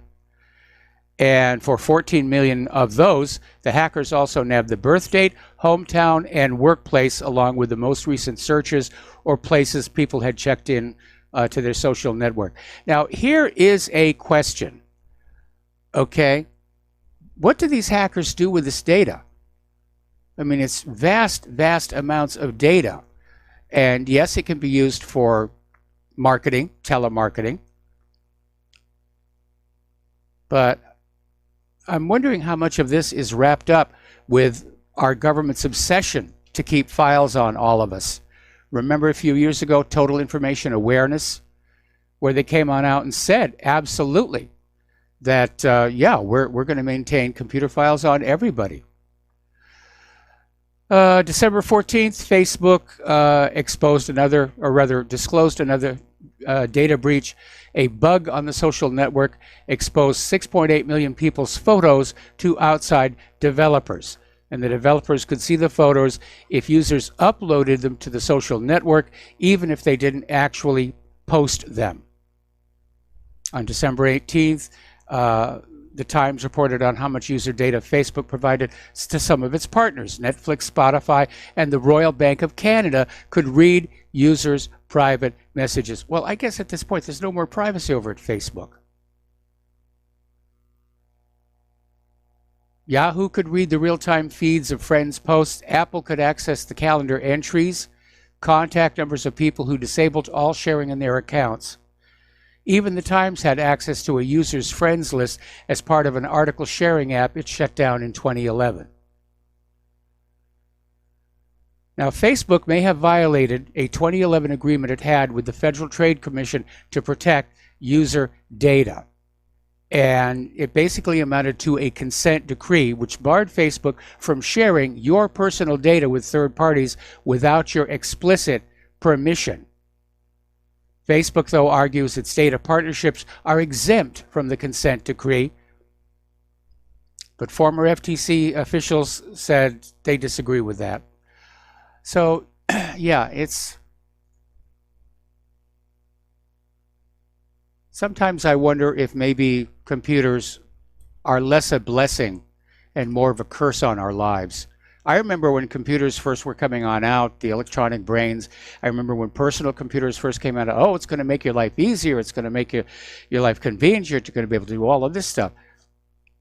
And it almost seems like we're in a world right now where the computers are using us. Now, Facebook, trying to make more sales, is hiring so-called influencers. These are people who have become stars on Instagram, and soon they're going to be able to sell products directly to users using the company's apps. And Facebook said this week the future of shopping would depend on content creators. So this is probably going to be upsetting to a lot of celebrities, the old kind of celebrities here. Over in Monsanto land, they're still going back and forth over that verdict in California that awarded a huge payout to a groundskeeper who contracted cancer from exposure to glyphosate. And the court said, yes, we're convinced glyphosate was the cause. They did this huge award. The court then revised it downward. And now Monsanto is back in court saying, well, this cancer victim shouldn't receive even that much money because he's going to die really soon anyway. And it's not like he needs the money or is going to use the money. I mean, talk about callous. Just absolutely callous. Okay, the phone lines are open, 800-313-9443. Oh, we have a caller on the line. Sherry in Texas. Aloha, Sherry. Welcome to the show. What's on your mind? Hi, Mike. When I buy something in town, because I like to go in and just write a check for things, you know, I'm kind of old-fashioned. Yes. But they'll say, do you want an email about this? And I'll say, no, thank you. Or they'll say, do you want to be part of our, what is it when they take your information and you can, I don't know, you go on some kind of system. Oh, I can't think of it right now because I haven't had time to think. But I always say no, because advertising, that's where they get permission for us to accept advertising from a company so that we can be tracked, I think. I mean, I'm not the first to think this, but whenever there's all kinds of, I know they said, you want to be in our system. What is that thing when they say you want to be in our system? Well, there are different names for it over at Safeway. You know, it's basically all about customer support, discount cards. Some cards don't have discounts on them, but it is about tracking all of your purchases and what you're buying, That's right. Yeah, and rebuilding customer loyalty. Well, what I'm saying is that's where they get our permission to go in and snoop. It's snooped. It's snooped technology. It snoops. Yes. You know, yes. That's right. That's where they get it from, all these things. It could very well be. I don't know the arrangements between these different companies because it's not one company that's doing this. I mean, there are literally hundreds of companies out there that are trying to data mine your data and turn it into something they can sell to marketing companies. Everything I buy, they said, you want us to let you know when we have a sale again?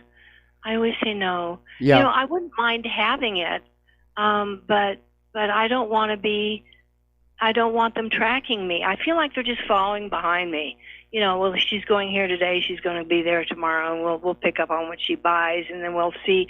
You know, Snowden said something about this a long time ago. They can get very creative with our personal information. And I'm afraid we're at that point now where we have to think about this. So it's just that's my opinion. Well, you know, I'm a private person, Claire's a private person, but then we're old people. And I don't like total strangers having that much information about my life, even if it's for a benign purpose. But as we've seen very often, the purposes are not benign. They are, in fact, in many cases nefarious, especially when you get into the government. And they have operatives that go in and they find out who's on the no-call list. They pay them under the table. I've had to deal with this with my phone company, and good callers have called in to say, well, they told me, yes, they have operatives. They find out who's on the no-block list, so they can go in and reactivate their block. So people say, well, I paid for this no-block thing, or I was put on the list. How come I'm getting these calls again? Well, it's the little operatives that they pay on the side because it generates more income for the company to know what you're doing. And it's sad, but, you know, the more our eyes are open, the easier it'll be to get through all this.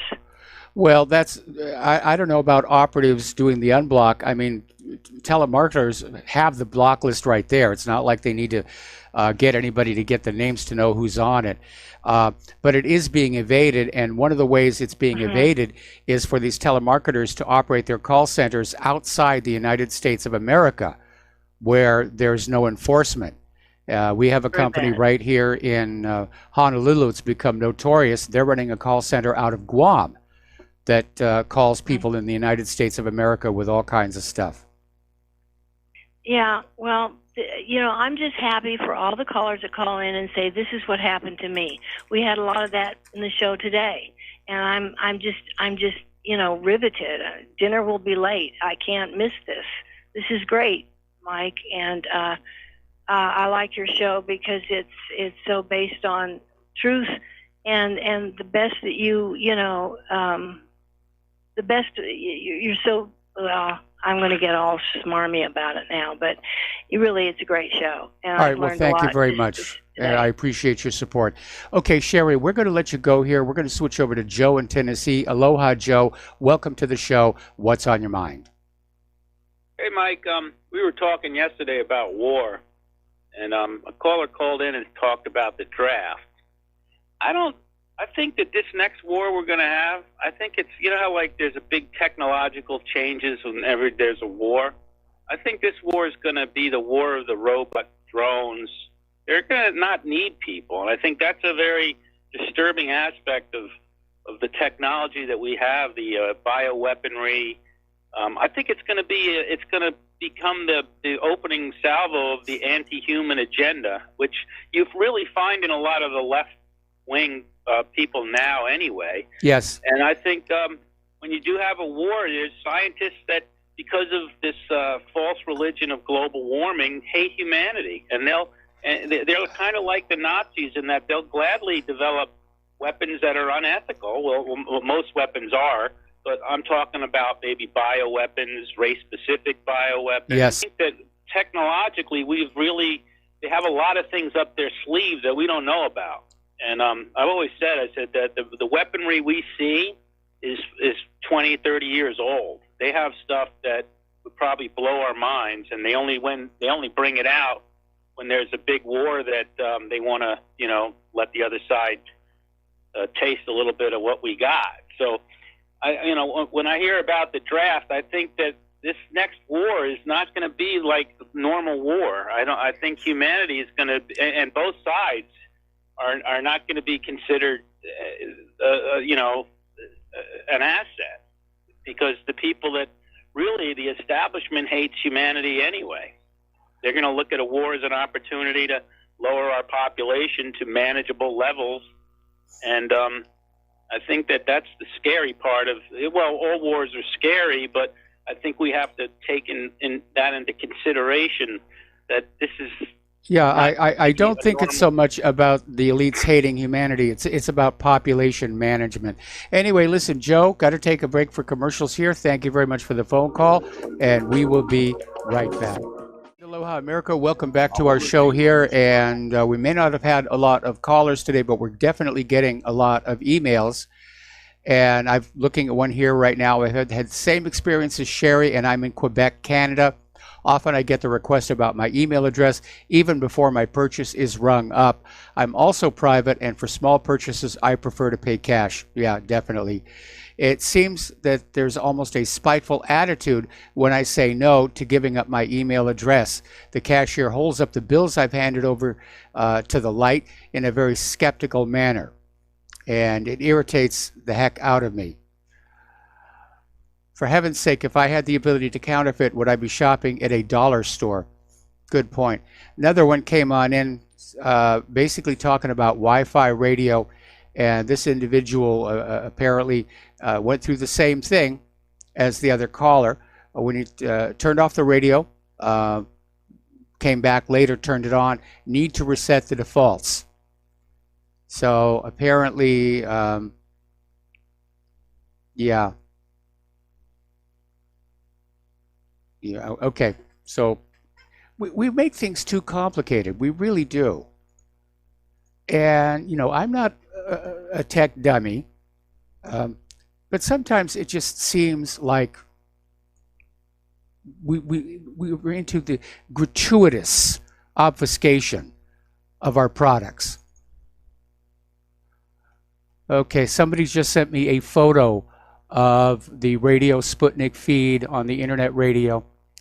Yeah, they made him look like the Joker. So, okay. Let's get back to the news here. We're talking about science and health issues here. This is a story that I think illustrates that our medical industrial complex is all about money. So down in Florida, there was this family, and they had a young son named Noah, who was diagnosed with acute lymphoblastic leukemia at Johns Hopkins All Children's Hospital in Tampa, Florida. And after some pressure from the doctors, they allowed him to undergo chemotherapy treatments. Now, after 2 treatments, Noah was declared to be cancer-free. Part of that may have been his parents' decision to supplement his conventional treatments with dietary, vitamin, and herbal interventions. Probably heard lately how apparently turmeric can be helpful in those situations. But according to Noah's mother, even though, because their son received this clean bill of health after 2 treatments, they decided to stop the chemotherapy treatments and just continue Noah on a natural treatment regimen for maintenance and prevention. But the All Children's Hospital wasn't okay with this. They called the Child Protective Services on the family to literally come and take this cancer-free child, take him back to the hospital, and submit him to unnecessary chemotherapy treatments. Now, that chemotherapy is not gentle. It's basically a controlled poisoning. And I don't know if it's a little bit better today than it was back when my mother passed away, but I saw what chemotherapy did to her. It just ripped her up. Okay, we got a caller on the line. Steve in Chicago. Aloha. Welcome to the show. What's on your mind? Aloha from Chicago, Michael. How you doing? Doing fine. Great. Thanks for taking my call. Big fan of the show. I wanted to talk a little bit about the consumer privacy issues that some of the callers were talking about earlier in the show. Yes. Just quickly, it's very frustrating, the buyer experience as a consumer. You go to these stores. Sometimes they, instead of just ringing up your stuff, they want to be salespeople. Yes. And it could be very frustrating when you're spending your hard-earned money. But me and a couple buddies of mine and people that I know in my age group, we kind of have a little fun with it. When they ask for our phone number, we give them our area code, and we sing that song, 8675309. Yep.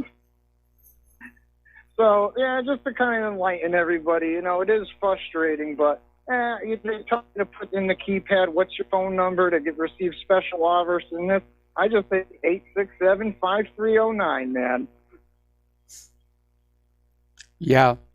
Well, that's all I had to say, Mike. I'm a big fan of the show, and I listen every day, and, keep up the good work, man. We appreciate you.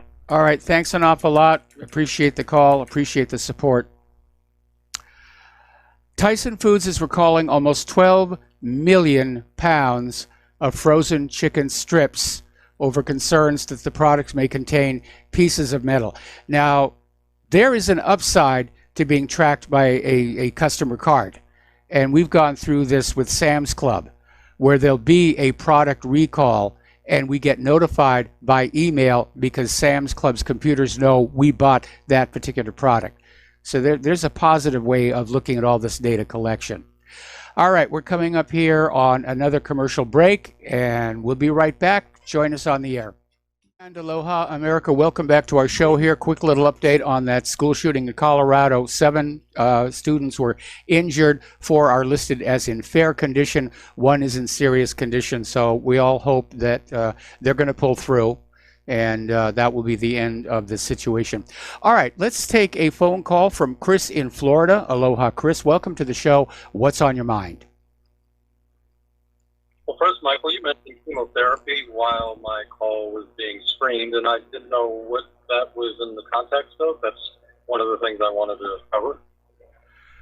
Okay, I'm having trouble hearing you. There's a helicopter right outside our house here. So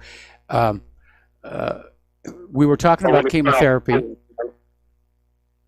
try. That should be better. Okay, you still there? I am. Okay, that sounds a lot better. So we were talking about chemotherapy, and it is very damaging to the body, but it's the orthodox cancer treatment, and it makes a lot of money. Right. Well, there's a story that I couldn't find on your website. Just from a quick search just now. I wish I had more time to get more involved, but that's what I'm trying to call on folks to learn about and contact the All Children's Hospital here in St. Petersburg, Florida, and learn more about the situation here in my area. I live in Clearwater, just a few miles away, St. Petersburg, where All Children's Hospital is. Yes. And no, it's in Tampa. Oh, well, yeah, there's that. There's that one, but there's also maybe I'm a little bit. Like I said, I'm a little bit behind the curve on learning. There's so much I'm trying to learn here on this case with Noah, little 3-year-old, I believe, who has just been taken away from his parents because they do not want to give him chemotherapy now that he's cancer-free. And the media is very much maligning them. You can learn more about this at FloridaFreedomAlliance.org. That's FloridaFreedomAlliance.org, and just click on Noah's story at the top. And go to their Facebook page, and there's a lot more information. Court proceedings are ongoing. Today there's another court hearing. And essentially, like I said, he's been taken away from his parents. And last time I checked, which was about 2 days ago, he was given, his grandparents were given custody, fortunately. But he had been in the hospital, basically imprisoned, which Yes. is an injury in itself. He's very much depressed, of course, according to the mother, no doubt. No doubt that's true. You can also learn more about it at Florida Health Action Network, FloridaHealthActionNetwork.com, and their Facebook page. And also, Health Freedom Florida is another good resource on that issue, but more so the three resources I mentioned. The second topic, the main topic I was calling about, was to call Florida Governor DeSantis here to ask him to veto the vaccine registry bill, HB 213.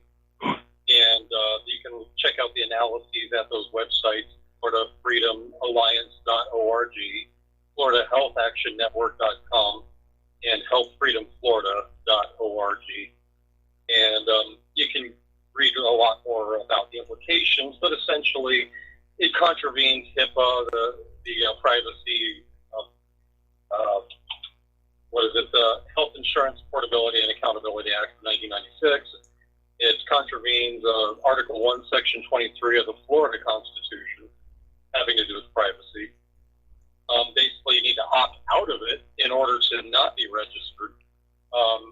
When a patient opts out, all the information is to be removed from the registry. However, there is nothing preventing the information from being stored elsewhere outside of the registry. The amendments direct healthcare practitioners to provide notice and opt-out forms, although there is nothing holding them accountable if they do not.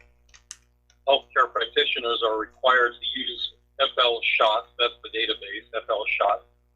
This will produce a chilling effect for doctors who issue medical exemptions under very limited conditions for fear that they will be targeted, and also opens the door to legislation similar to California, which strips doctors of their discretion, confidence, and trust. Yeah. Or, their discretion in issuing medical exemptions that are being jeopardized in California with their Senate Bill 276 right now, which is another big issue.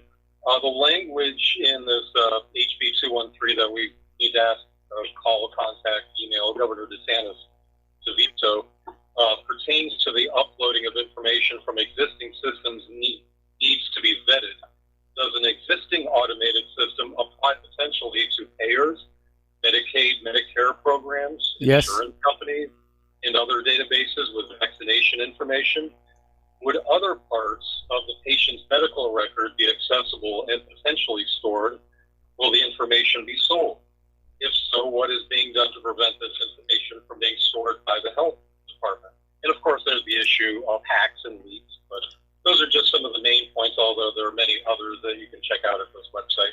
Well, there's too much of our information is out there on too many different computers. I mean, it's like we don't even know where this stuff is. These are our medical records, and we have no idea where they are. They could be in another state for all that we know. And I really do think we're headed into this dystopian situation where there is no more personal privacy. We're being managed like farm animals, and being told what to eat, what not to eat, what medicines to take, what medicines not to take. And it really does feel like we're in this giant human ranch rather than a nation. Right. Well, we do have a right to health care of our choice, we should add. My choices of health care, if they are infringed by somebody who is asking for universal access to the third leading cause of death, which are medical errors, according to Johns Hopkins University. And True. in that study, they said that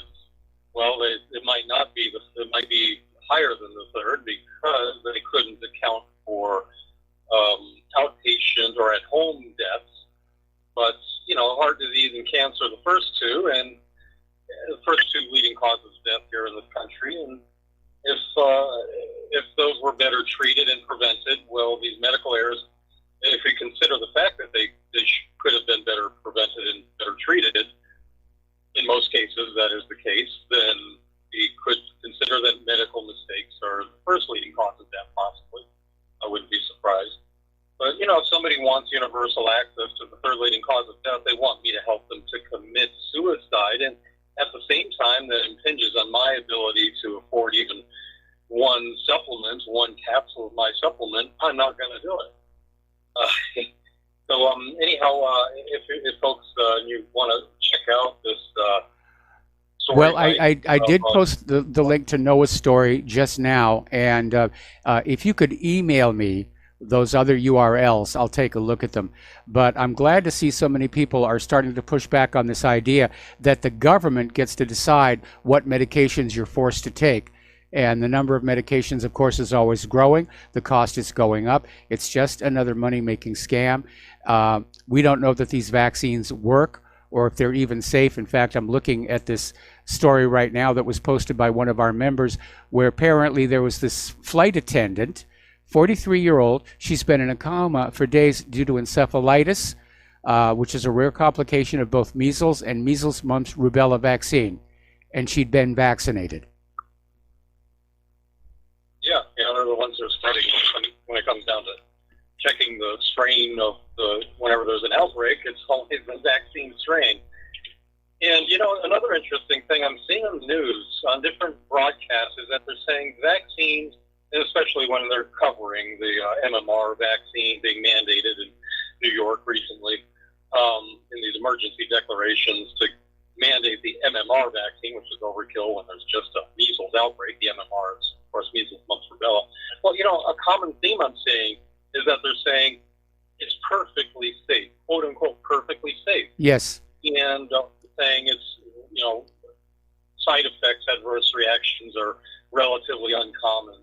You know, but I'm just, you know, I'm astounded that they won't accept feedback. Like there's a local station here, I'm not going to mention, give them time of day, but, you know, on their, get on their Facebook feeds when they come on live and confront them. When I was on there and the newscaster said that it's perfectly safe, I gave the insert from Merck's own website, the yes. MMR vaccine, and she was saying, "Oh, well, that's fake news, and that'll be deleted soon." And she wouldn't even mention the name, the word insert. She said, "Oh, well, that's what did I say? Fake you know, news." I can't remember what I put in the chat room, but pardon me. Yeah, and well, you need to understand these TV stations are all making a fortune in advertising revenues from the pharmaceutical corporations, and they're absolutely not going to speak out about, you know, problems with the products. That's just the economics of it. Back when we had diversity in media, you probably could have found some small independent station who would do that. But they're all, you know, parts of these large conglomerates. They're all dependent on these ad budgets from big pharmaceutical. And that's why you never see any corporate media coverage of the harm that's being done by the measles vaccine. The measles vaccine is killing far more people than the measles has. Anyway, listen. Listen, Chris, thank you for the call. I got to let you go here, and we're going to switch over to Layla in Canada. Layla, aloha. Welcome back to the show. What's on your mind? Mike, I don't know if I heard the gentleman correctly who was in the call just before me. First of all, with the greatest respect to those who are sick and seeking therapy for their illness, I don't mean to imply that they don't have a right to do that. But I thought I heard him say that people have a right to health care. I'd like to know where that is engraved in stone, where it was. There is no right. Even I personally have even questioned the concept of human rights.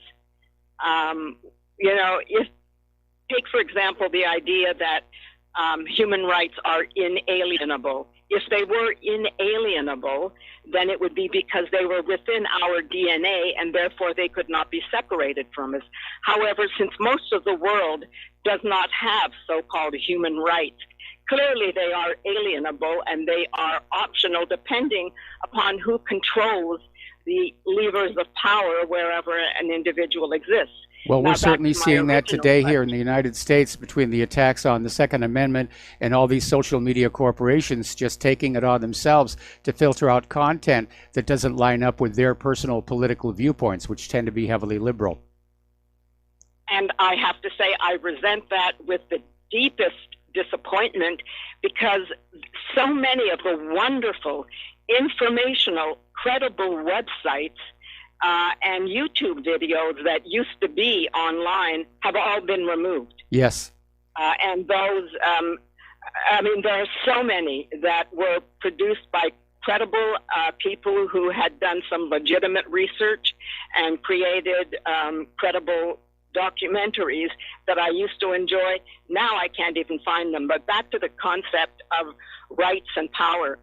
The first person that I know of within human history who decided to give some rights to the weaker people that were white slaves that had been captured, it was written in the Code of Hammurabi of Babylon. But ever since then, rights have always been optional depending upon who is in control. Now, today, somehow the United Nations or those who profess to be or present themselves as liberals or humanitarians or progressives or compassionate, those are telling us now that we have all kinds of rights, such as the right to take money from the wealthy, and the wealthy are now people who can afford to pay taxes, who are taxed unduly, and thus those taxpayers, pay for the health care that others think they have a right to access, even if they've never lived in the country before they illegally migrated into the country, and then deprive the legitimate users of the healthcare system from the services that their taxes paid for and built, including all of the other welfare benefits that previous generations invested in. It's like when you invest in a stock, you have the right as the investor to reap the dividend benefits. Now, the governments who are trying to buy votes with our dividends are letting in migrants that they know are going to vote for them, because they become the ones who give the health care, who tell them they have a right to health care. They have a right to equal outcomes, not equal opportunity as it used to be. Everybody had the right to work equally and to struggle towards increasing their social status. Now you're automatically elevated to the top of the totem pole, if I may use what is now an unacceptable, perhaps, caricature of the Aboriginal peoples. There was always a hierarchy all throughout human history. And there seems to be something that's built into humanity that probably is necessary, because if we didn't cooperate and follow a leader, we would never have been able to survive to this long and have such a burgeoning population. So we see people that we think are idiotic and believe in unrealistic images. Atheists would say that it's a fairy tale to believe in God and Jesus. And I think there might be some legitimacy to that, in the sense that if you read the New Testament, who is blamed for the death of Jesus? It is the people who lived in the province of Judah that was being administered by the Romans, and Pontius Pilate, the Roman, is made to look like a victim. There are those who say that the Romans actually wrote the New Testament in order to bring people in line, in order to make their that was at the Council of Nicaea. Yeah, I mean, we're running out of time here, Layla, but basically Jesus made a play for the throne of Judea, and the Romans crucified him for treason. Anyway, Layla, thank you for the phone call. We're going to let you go. We're going to do a short commercial break. Back with the last segment of today's program after these few words. And aloha, America. Welcome back to our show here. Final segment of our program today. Over in China, well, actually, it's gotten bigger. There is a problem with this virus that is just racing through the pig population. It started last August with this farm with fewer than 400 hogs on the outskirts of Shenyang. It was found to harbor African swine fever. This is the first ever occurrence of this contagious viral disease in the country, with half the world's pigs. Now, 47 head had died, triggering emergency measures, mass culling, a blockade to stop the transportation of livestock. Within days, a government notice proclaimed the outbreak effectively controlled. Well, that's what the government was saying. By then, the disease had literally spread across hundreds of miles, sickened animals, contaminated food in dirt and dust on truck tires and clothing. 9 months later, the contagion has spread nationwide, crossed borders into Mongolia, Vietnam, and Cambodia, and of course, has basically destroyed their pork industry. They're actually starting to call it the pig's version of Ebola.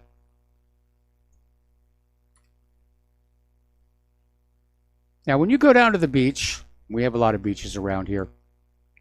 When you go down to the beach, you go out in the sun, you put on sunscreen.